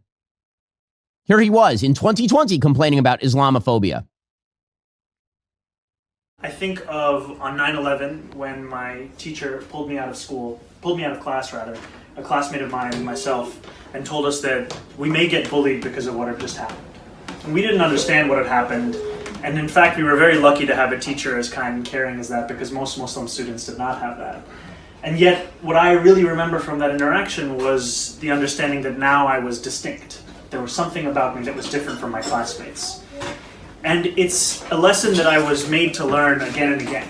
Because a few years later, when I returned to New York City after a trip with my family abroad, I was taken aside at JFK and put in a double-mirrored room with immigration agents and asked if I had just come from attending a terrorist training camp, and if I had intentions on attacking this country, and what my thoughts were on the government. And I was 15 years old, and I was terrified. You were coming from Uganda. Like, I'm sorry. You were a Muslim coming from a third world country abroad, and you were pulled aside for 5 minutes by TSA, and this is your great story of victimhood. By the way, on 9/11, you know where I was? I was helping lock down my sister's Jewish day school, because just like every other terrorist attack in the United States, Jewish day schools go on high alert, especially terrorist attacks that come from, wait for it, radical Muslims, which is what happened on 9/11. My sisters weren't the victims of 9/11. I wasn't the victim of 9/11. The victims were the victims of 9/11. Americans were the victims of 9/11. Like all Americans. But the primary victims were the actual victims. The people who died, the people who were injured, the people who lost family members. If you start off your memory of 9/11 with, one time somebody took me out of school and they said a thing to me, shut up. Truly pathetic. But understand, there's been a lot of talk on the right about the death of wokeness, how wokeness is dying. No, wokeness is in remission. It is not, in fact, dying. Wokeness is in remission. The cancer is not yet dead. Okay, wokeness is in remission because wokeness is rooted in the idea that there's an eternal American victimhood system. And this class of victims cannot be identified by their level of success in American society or prosperity or notoriety. It can be identified specifically by levels of racial diversity and by non-traditional background in terms of religion. This is how you can tell who, in fact, is a victim in the United States, according to the woke. And as long as that matrix is undergirding everything that is happening, wokeness is not dead. It's just waiting. It's just waiting for a sunnier season to burst through the icy frost that has crossed the woke landscape. But don't worry, there will be a thaw. And Mamdani is the thaw. He is a green shoot of wokeness springing up beneath that permafrost. That is what he is. Without the victimhood, Mamdani is nothing. He is no different than Bill de Blasio. He is no different than half a dozen other terrible New York candidates who ran this time. It is that racial diversity and the ethnic diversity and the religious diversity, all of which in the left-wing mind are tied into inherent victimhood. Without the victimhood, he is zip zilch. Now, what does this mean? I promise you what this means is not just in New York. It means that the Democrats are going to move in this direction going forward. In 2028, the Democrats are not going to run Gavin Newsom. They're not going to run Andy Beshear. They do not have the capacity to do this. The reason that they do not have the capacity to do this is because the Democratic Party's jet fuel is a sense of aggrievement and victimhood at America itself. How America's a terrible, awful, no good, very bad place. You can give me Andy Beshear. Andy Beshear can't credibly claim victimhood on any score. He is a straight white man.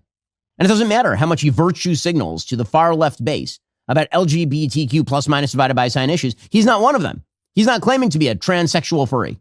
And so that means that he has no coin of the realm in Democratic Party progressive circles, which is where candidate notoriety is made. Which makes it somewhat vaguely pathetic that Andy Beshear, the governor of Kentucky, he was appearing with Bill Maher. And Bill Maher started complaining about gender bills. And here was Andy Beshear, for example. If you think this is going to play in a Democratic Party primary, got another thing for you. You have this very high approval rating in your state, and yet it's a conservative state, and you vetoed 2 gender bills that the legislature overrode, which will do you well in the Democratic primary. Just briefly describe what those bills were and what your reasoning is on this. Yeah, those were both bills that mainly addressed our LGBTQ population. They were mean. They were unnecessary. Most of the time, they were meant to score political points and or hurt me in a 2023 election. What did they say? They were trying to eliminate different types of therapies, both for adults and for kids. And I think that there can be certain... You're talking about sex change. Oh, no, certain limitations, certainly for kids, I think are... What about girls in sports? There was a bill on that, but here's the thing. I care too much about sports to want to let government run them. You look at where we were in Kentucky, and we didn't have a single issue that you saw in the rest of the country. We had a high school athletic association that had these really great policies that prevented any unfair advantage. They were really specific. The only athlete that we had that was trans in the state was a 7th grader, and she had started a high school field hockey team to make friends. Certainly, we ought to be able to prevent unfair advantages in the high school and the college level without making life harder for a 7th grader. Well, No, but he ain't got nothing. He ain't got nothing. It ain't going to be this guy. How about Gavin Newsom? So I know there's been a lot of talk about Gavin Newsom because he spends all of his days running around, jabbering about Trump and tweeting random Trumpian things. If you think that this lizard human is going to, he's a white lizard human. It ain't going nowhere. This guy ain't going nowhere. Here's Gavin Newsom basically announcing he wants to run for president. Well, duh. The idea that a guy who got 960 on his SAT that still struggles to read scripts that was always in the back of the classroom, the idea that you even throw that out is in and of itself extraordinary. Who the hell knows? I'm looking forward to who presents themselves in 2028 and who meets that moment. And that's the question for the American people. Is it fair to say after the 2026 midterms, you're going to give it serious thought? Yeah, I'd be lying otherwise. I'd just be lying. And I'm not. No, he ain't got nothing either. Nope. Governor, you have long said that if you ever run for the White House, you need a compelling why, a reason. Are you moving closer to figuring out your own why and your own decision? Yeah, Nietzsche said, if you have a compelling why, you can endure any how. And so I think the biggest challenge for anyone who runs for any office is people see right through you if you don't have that why. Yes, they do. Yes, they do. And Gavin Newsom is so white, he's transparent. It won't be him either. So that means Democrats have to look to the next level. They need somebody who can credibly claim victimhood. Well, they already tried Kamala Harris. That failed. Kamala wants to do it again. She ain't going nowhere, by the way. Again, I'm just giving you all the candidates who are not going anywhere. Here is Kamala Harris over the weekend implying that she wants to run again. When are they going to see a woman in charge in the White House? In their lifetime, for sure. Could it be you? Possibly. Have you made a decision yet? No, I have not.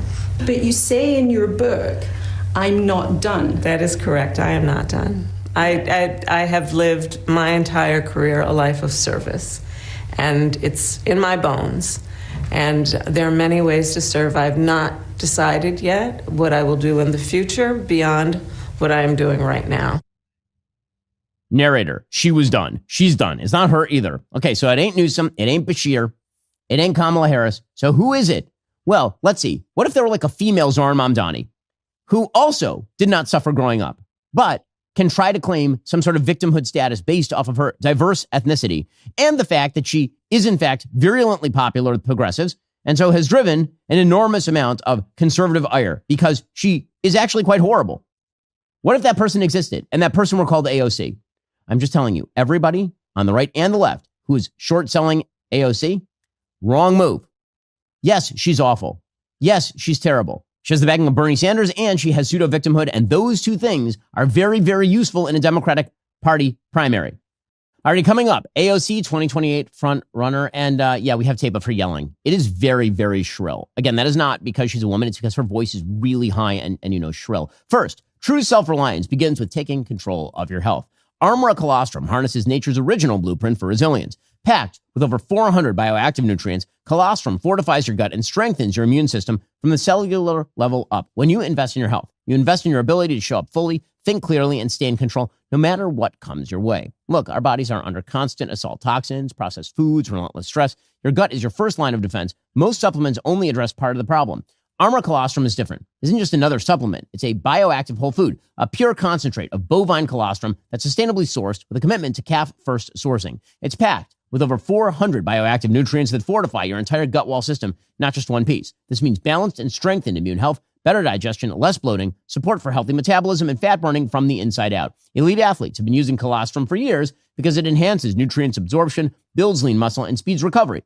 But the benefits go deeper. Cellular level support for hair, skin, energy, everything. It's not processed or manipulated. It's pure, potent, and natural. Your body's a blueprint for rebuilding itself the way it was designed to function. 4 daily servings, infinite benefits. We've worked out a special offer for my audience right now. Receive 30% off your first subscription order. Go to armra.com/Shapiro or enter Shapiro to get 30% off your first subscription order. That's armra.com/Shapiro. Also, this episode is brought to you by Prize Picks.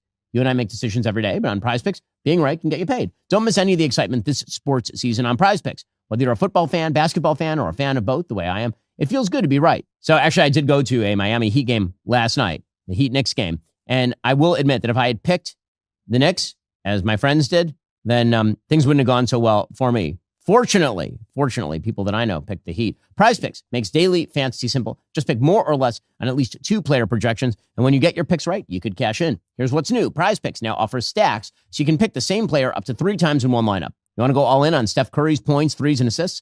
Now you can stack them all together in the same lineup only on Prize Picks. You can also follow other Prize Picks players directly on the app and copy their lineups in one click. Whether it's a friend or just somebody whose picks you like, hit the follow button. Check out every lineup they create in the new Feed tab. Plus, if one of your players gets injured in the first half, doesn't come back, Prize Picks won't count it as a loss with their injury reboots. Withdrawals are fast and secure. Options like Venmo, Apple Pay, MasterCard, and more for quick and easy deposits. Join millions of users on America's #1 fantasy sports app. Download Prize Picks today. Put your skills to the test this season. Download that Prize Picks app today. Use code BEN to get $50 in lineups after you play your first $5 lineup. That's code BEN to get $50 in lineups after you play your first $5 lineup. Prize Picks. It's good to be right. Here she was, woke ranting at a Zoran Mamdani rally.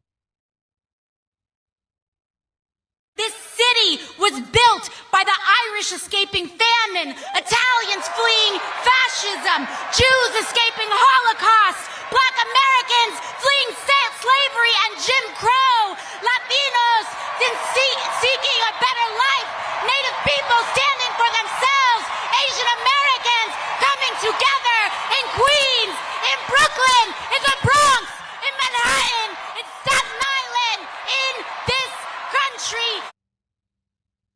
Okay, so I just want to note what she's doing there. Understand what she's doing there, right? First of all, she's lumping in like all those groups as though they are equal in terms of their contribution or that their stories are equivalent. But notice what she's doing there. What she is doing there is she is putting together the coalition of victimhood. The coalition of now, it doesn't matter, by the way, that she opposes half those groups. That the same lady who is talking about how Jews escaping the Holocaust built New York is standing with Zoran Mamdani, who's totally fine with globalizing the Intifada and who wept, literally wept, when she abstained from a vote on the floor of the House to provide funding for Iron Dome, which shoots down terrorist rockets coming from Gaza. Right? That doesn't matter. It doesn't matter that there is nothing about AOC and her agenda that mesh with the experiences of Italian immigrants coming to the United States in the late 19th century, early 20th century.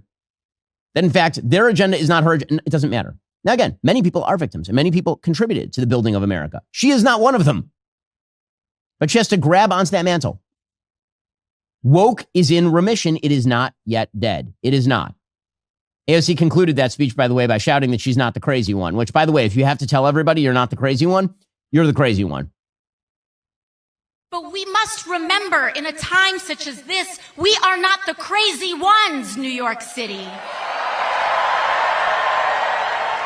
We are not the outlandish ones, New York City. They want us to think we are crazy. We are sane. Nope. But it's an awful risk that the country is running, Vader. It had better work. Okay, running the risk where the Democratic Party goes way out to the left in order to humor the wokes. Anytime a major party nominates a candidate, that person has at least a 40% shot of being president of the United States. And as the Democratic Party moves in the direction of pseudo-victimhood of AOC and Zoran Mamdani, if the Democratic Party decides to smear that woke victimhood mentality over a Marxist pro-jihadist philosophy, bad things ahead for the United States of America, that is for sure. So what are Democrats counting on? If they've got this sort of woke move that is still under the surface roiling, what are they counting on? Because President Trump obviously has been winning a larger and larger share of Latinos and a larger share of black voters. So what are they counting on? And the answer is they're waiting for there to be some sort of regression to the mean. And maybe that's happening. According to Axios, Black and Latino Americans are reporting record levels of alienation and pessimism about the nation's direction. More Latinos and black voters supported Trump in 2024, but early into his second term, the sense of exclusion has deepened among communities of color. Nearly 2/3 of Americans believe the U.S. is headed in the wrong direction right now. This is a PRRI and Brookings Institution poll, so it is left-leaning. Of all racial groups, Black Americans, 84%, and Latinos, 70%, are the most dissatisfied with the country's direction. Over half of Black, 53%, and Latino, 56% respondents say they feel like strangers in their own country, a record high in the poll's 16-year history. Only 16% of Black Americans and 30% of Latinos view Trump favorably. That's actually not a terrible number among black Americans because typically Democrats will win 92, 93% of the black vote in a presidential election. That 30% number for President Trump is pretty bad, given the fact that President Trump scored in the mid-40s with the Latino vote. And so Democrats are presumably hoping that the Trump administration's harsh perspective on immigration is going to drive Latinos back into their arms. This, by the way, also explains why the Democrats keep saying over and over and over that ICE are Nazis. If they can continue to drive down the numbers for ICE, drive down the numbers on President Trump's immigration programs with Latino voters, they're hoping that those voters will then turn to an AOC in 2028. This is the reason why Trump ICE Chief Todd Lyons has been pointing out correctly the Democrats are demonizing ICE agents as Nazis and Gestapo. You know, we need to have common sense conversations, right? We need to stop all the rhetoric. You know, ICE is doing a law enforcement mission. That's what we are sworn to do, and that's what we are signed up to do. We don't want to be doxxed. We don't want our families threatened. We don't want assassination attempts like Brett pointed out. We're coming off a sniper attack in a major U.S. city where that lone sniper, that domestic terrorist, had an app that showed the location of ICE agents and officers that could be tracked. Yet they want to go ahead and demonize us, call us Nazis, call us Gestapos. But yet, all across the country, we are arresting public safety threats, foreign terrorist organizations, yet they still want to demonize us every turn. I can't believe it because it was unequivocal that sniper's motive. He was attacking ICE. He made that very clear. And then you have Lori Lightfoot saying that she wants the weight, hair color, vest, insignia, mask, shoes, and cars that you were all driving documented. I mean, it sounds like a hit list. She says that's not her intent. She doesn't want you guys doxxed.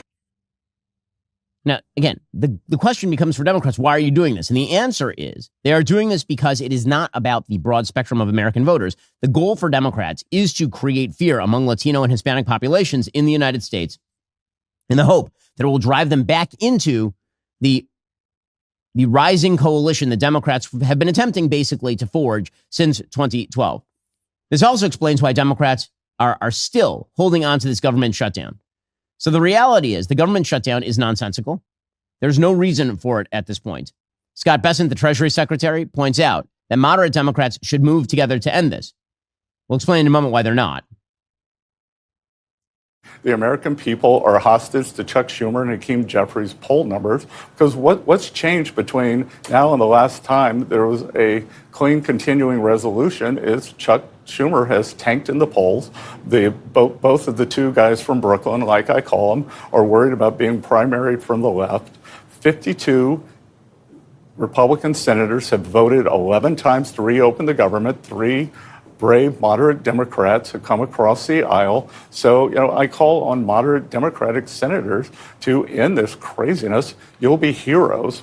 Because, Martha, what I can tell you is we managed to find the money in the middle of October to pay our brave service members. And I think we'll be able to do it on November 1st. But we're going to be out of money on November 15th. And, for a military not to get paid is a disgrace. Now, there's no actual reason why Democrats are doing this. As the New York Post points out, if you strip away the lies about Obamacare subsidies set to expire this year, Democrats' main excuse for shutting the government goes up in smoke. Above all else, Democrats claim they're looking to protect health care, that expiring Obamacare subsidies will send premiums soaring and cost many their coverage. The truth, premiums are expected to rise by 20% on average, but the expiring subsidies only account for 4 of those percentage points. The fact is most Obamacare subsidies are not expiring. What's set to vanish is the added cash that Democrats in Congress awarded to insurers during COVID. That is it. That's the whole thing. So what exactly are they doing? The answer is that they are posing as anti-Trump extremists in order to create the feeling that there's an anti-Trump coalition. That's all this is. It's about gestalt. It is not about policy. It's about gestalt, like an overall feeling that you're supposed to have about Democrats, that they are opposing Trump and his tyrannies. And this is why Democrats seem confused, because the shutdown is a peculiar hill to die on this one. Hakeem Jeffries, he's out there, the House Minority Leader, saying the GOP has shown no interest in reopening the government. Dude, they put up a bill every single day. Every day that the Senate is in session, they've put up a bill to just fund the government at continuing levels. It's you guys who are voting it down. Well, unfortunately, in day 25, what we've seen is that Donald Trump has shown zero interest and Republicans have shown zero interest in reopening the government. Our view from the beginning, Leader Schumer, Senate Democrats, House Democrats, we've all made clear that we will sit down with anyone, anytime, any place, either at the Capitol or back at the White House, to negotiate a bipartisan agreement that actually meets the needs of the American people. But at the same time, we have to decisively address the Republican health care crisis because it is crushing everyday Americans, working class Americans, and middle class Americans. The only reason they're doing this, it is all posturing. It's all remember, the Democratic coalition is supposedly aggrieved people and liberal white women. That is the Democratic coalition. So they've already catered to the supposedly aggrieved. That's what they do every day. It's Zoran Mamdani, AOC, and the rest of the party.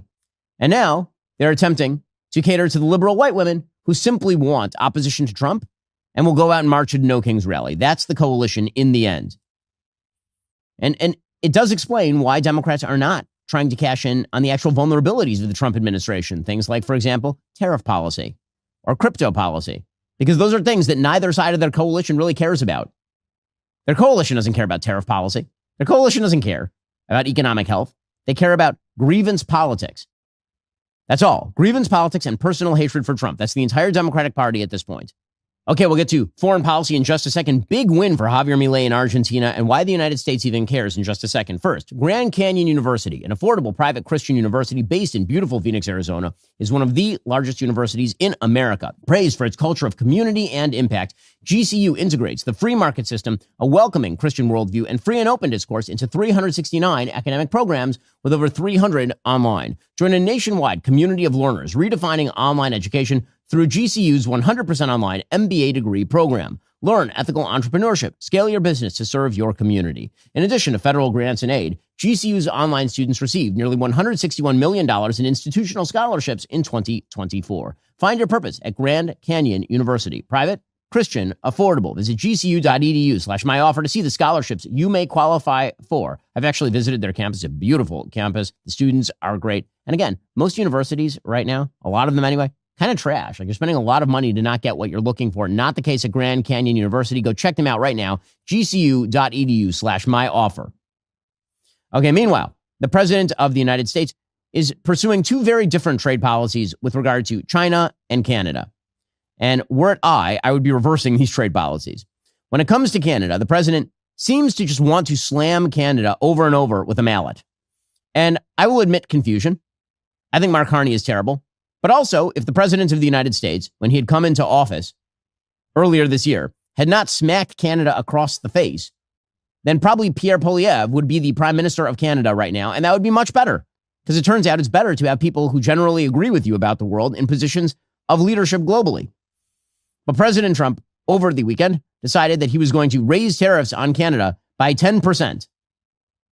According to the Wall Street Journal, he said on Saturday that he would be doing this, quote, because of their serious misrepresentation of the facts and hostile act, I am now increasing the tariff on Canada by 10% over and above what they are paying now. What did they do? Well, according to his Truth Social, Canada was caught red-handed putting up a fraudulent advertisement on Ronald Reagan's speech on tariffs. The Reagan Foundation said they created an ad campaign using selective audio and video of President Ronald Reagan. The ad misrepresents the presidential radio address and did not seek nor receive permission to use and edit the remarks. The Ronald Reagan Presidential Foundation and Institute is reviewing its legal options in this matter. The sole purpose of this fraud, says President Trump, was Canada's hope that the U.S. Supreme Court will come to their rescue on tariffs they've used for years to hurt the United States. Now the United States is able to defend itself against high and overbearing Canadian tariffs. Ronald Reagan loved tariffs for purposes of national security and the economy, but Canada said he didn't. Their advertisement was to be taken down immediately. They let it run last night during the World Series, knowing it was a fraud. And so he's increasing tariffs on Canada by 10%. Okay, so a few things here. One, Ronald Reagan was not in favor of tariffs. Ronald Reagan had specific tariff policies with regard to particularly steel and Japanese semiconductors. The same thing was true of George W. Bush. Very hard to argue that George W. Bush was a tariffs guy because he did some very specific steel tariffs. It happens not to be the case that Ronald Reagan was an anti-free trade president of the United States. Second, it was not the entire Canadian government that took out the ad. It was the government of the province of Ontario. Third, if you think that an ad on the World Series is convincing the Supreme Court to strike down Trump's tariffs, that's silly.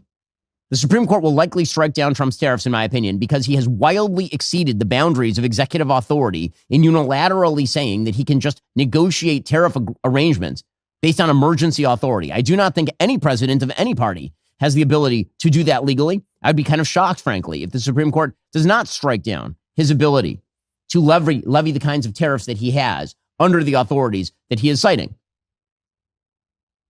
As the Wall Street Journal points out, the Gipper was a free trader. In the 1987 speech that was cited here, Reagan was trying to explain why he was making an exception to his free trade policies on semiconductor imports from Japan.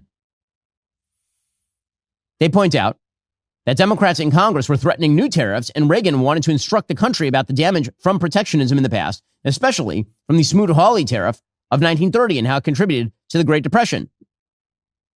And as the Wall Street Journal points out, even Reagan's semiconductor tariffs proved to be a mistake. Intel, which lobbied for the tariffs, innovated with its 386 and 486 chips that surpassed the commodity memory chips made by Japan. The U.S. attempt at computer chip industrial policy at the time, focused around the Semitech consortium, was a bust. And Japan, who obviously we were very afraid of economically in the 1980s, is no longer an economic threat to the United States. They've been in a state of complete stagnation for 2.5 decades at this point, economically speaking.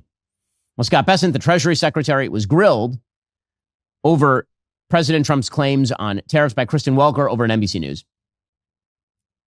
Why is the president setting trade policy based on a television ad he doesn't like? Well, Kristen, let's think about this. This is a kind of propaganda against U.S. citizens. You know, it's psyops. Why would the government of Ontario? I'm told that they have spent or were planning to spend up to $75 million on these ads to come across the U.S. border. So what was the purpose of that other than to sway public opinion? And, you know, it's some kind of propaganda that the premier of Ontario unilaterally launched. Will the 10% tariffs apply to all Canadian goods, Mr. Secretary?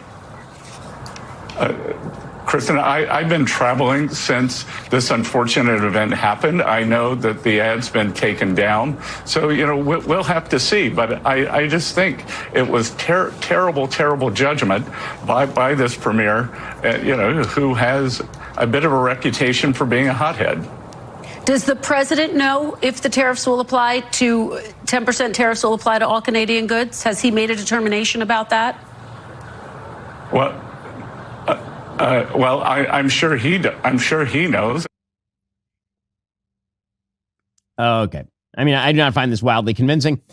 I am bewildered by our constant smacks against, again, if you want rare earth minerals, you know where there are a bunch of them in Alberta. Honestly, we should be looking to Canada as a potential bulwark against China, not the weird opposite that seems to be happening. The U.S. and China are now sounding a confident note after their trade talks. Again, the markets are very happy about this because all the markets really want from life is some sort of stability. That's all. The markets just want to know that policy isn't going to change on a dime. They can price in anything, but they need to know that that policy is not going to simply swivel moment to moment. According to the Wall Street Journal, top U.S. and Chinese negotiators sounded a positive note on weekend trade talks, hailing what they called constructive discussions ahead of a meeting between President Trump and Chinese leader Xi Jinping planned for this week. Treasury Secretary Bessent said that they believe they have a successful framework for the leaders to discuss. Here he was talking about this on ABC News. So this was the 5th meeting that I've had with my Chinese counterpart, the Vice Premier, Hu Lifeng, and we covered a wide range of issues, and I think we've reached a substantial framework for the two leaders who will meet in Korea next Thursday. So, you know, on the table, the president had given me maximum leverage when he threatened 100% tariffs if the Chinese imposed their rare earth global export controls. So I think we have averted that so that the tariffs will be averted. And we have a regular quarterly meeting with the Chinese. It was scheduled for November 10th. Or before November 10th. I don't think we will have to have that. So we have been rolling the tariffs quarterly. Now, one of the things that's happening here is that China has really upped its pressure on its export of rare earth minerals, which, of course, the United States requires as inputs for an enormous amount of its manufacturing and for many of the most important things that you use in daily life. This is one of the reasons why we should be, diversifying away from China. And we should have actually inked a bunch of great trade deals with countries surrounding China before turning to China. You get all your ducks in a row, and then finally, you're going to go for the big fish. It seems like we did the opposite, and now China actually has been sort of jujitsuing us in these negotiations. Apparently, President Trump is likely to visit Xi in China in early 2026. Xi might visit the U.S. later next year, Bessent told NBC News in a separate appearance. The president says that he's going to press China to resume purchases of U.S. soybeans, crack down on Chinese companies exporting chemicals used to make fentanyl, and ease control on rare earths. I think that I am uneasy, shall we say, about the state of these deals. Secretary Bessent also said that a final TikTok deal has been reached. Now, I can only hope this means a transfer of control away from the Chinese Communist Party and towards some American party that can rejigger the anti-American algorithm TikTok uses in order to propagandize to Americans. But here's what the Treasury Secretary had to say. Margaret, we reached a final deal on TikTok. We'd reached one in Madrid, and I believe that as of today, all the details are ironed out, and that will be for the two leaders to consummate that transaction on Thursday in Korea. Now, Margaret Brennan on CBS News asked him, has China agreed to give up control of the algorithm that determines what users see? And Bessent didn't explain. I find this disquieting.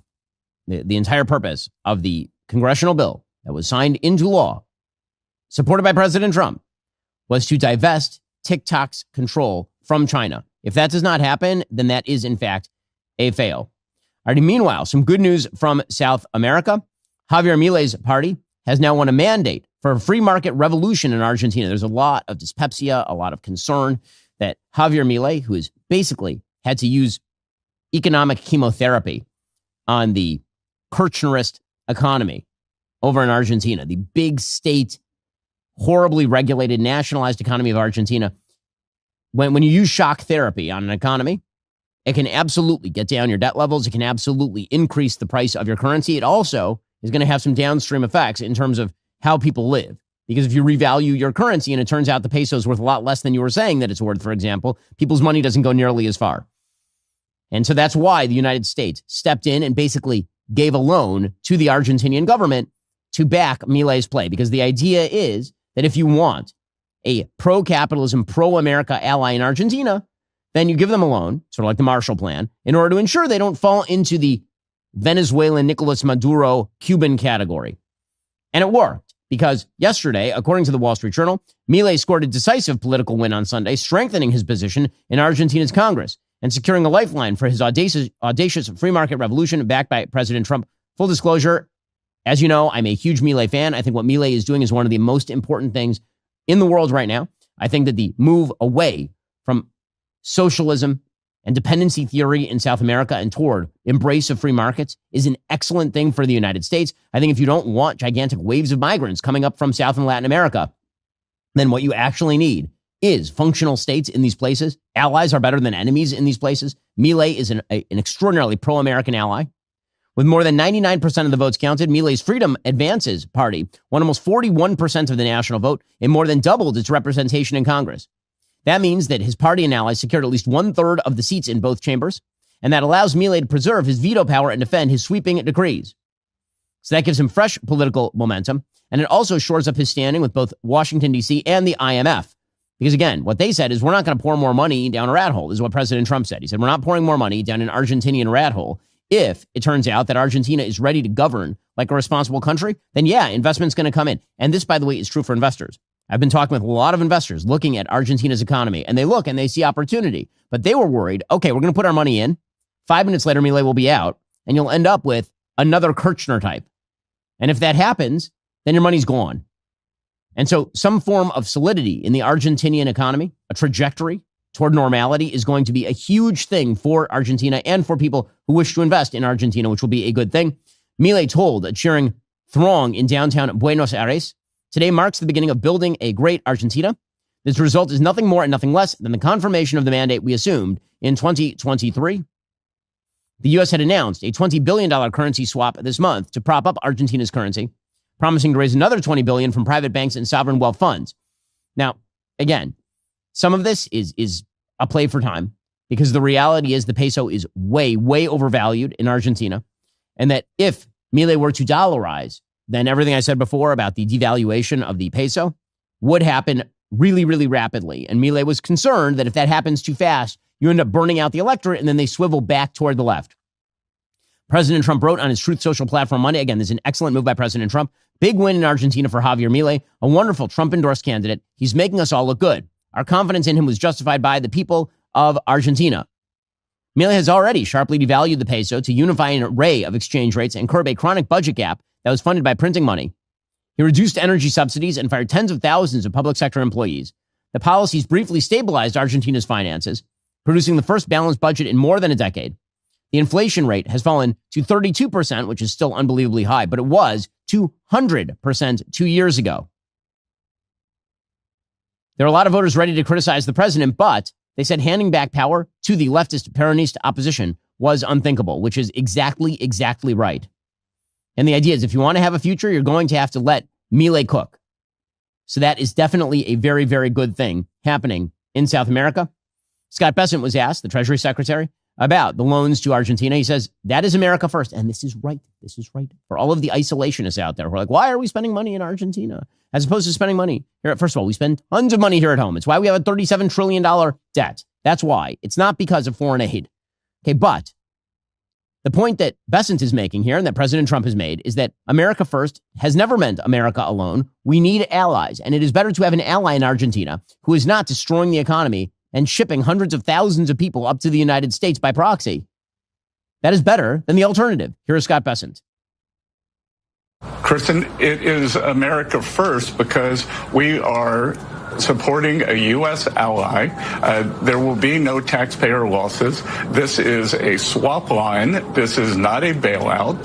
And it is from the Exchange Stabilization Fund, which Treasury, I control at Treasury. It has never registered a loss. It is not going to register a loss this time. We are supporting a U.S. ally in Latin America, and we want to set the tone in Latin America. Yeah, again, this is a good thing. By the way, the president is being very, very aggressive in Latin America. The president's view on Venezuela is that they need to stop shipping drugs over to the United States. Their drug cartels are a danger to American citizens. According to the Washington Post, the United States is massing an unusual buildup of warships, fighter jets, and surveillance aircraft off the coast of Venezuela as the Trump administration expands its military campaign against what it says are transnational criminal organizations. The aircraft carrier USS Gerald Ford and its associated warships are heading to the region, according to the Pentagon. The United States already has warships, an expeditionary marine unit, drones, fighter planes, and surveillance aircraft in the Caribbean and Eastern Pacific. Now, there are a lot of people who are worried about regime change in Venezuela. Now, nobody is talking about a full-scale ground invasion of Venezuela. No one that I'm aware of is talking about this, nor would that be a good policy for the United States.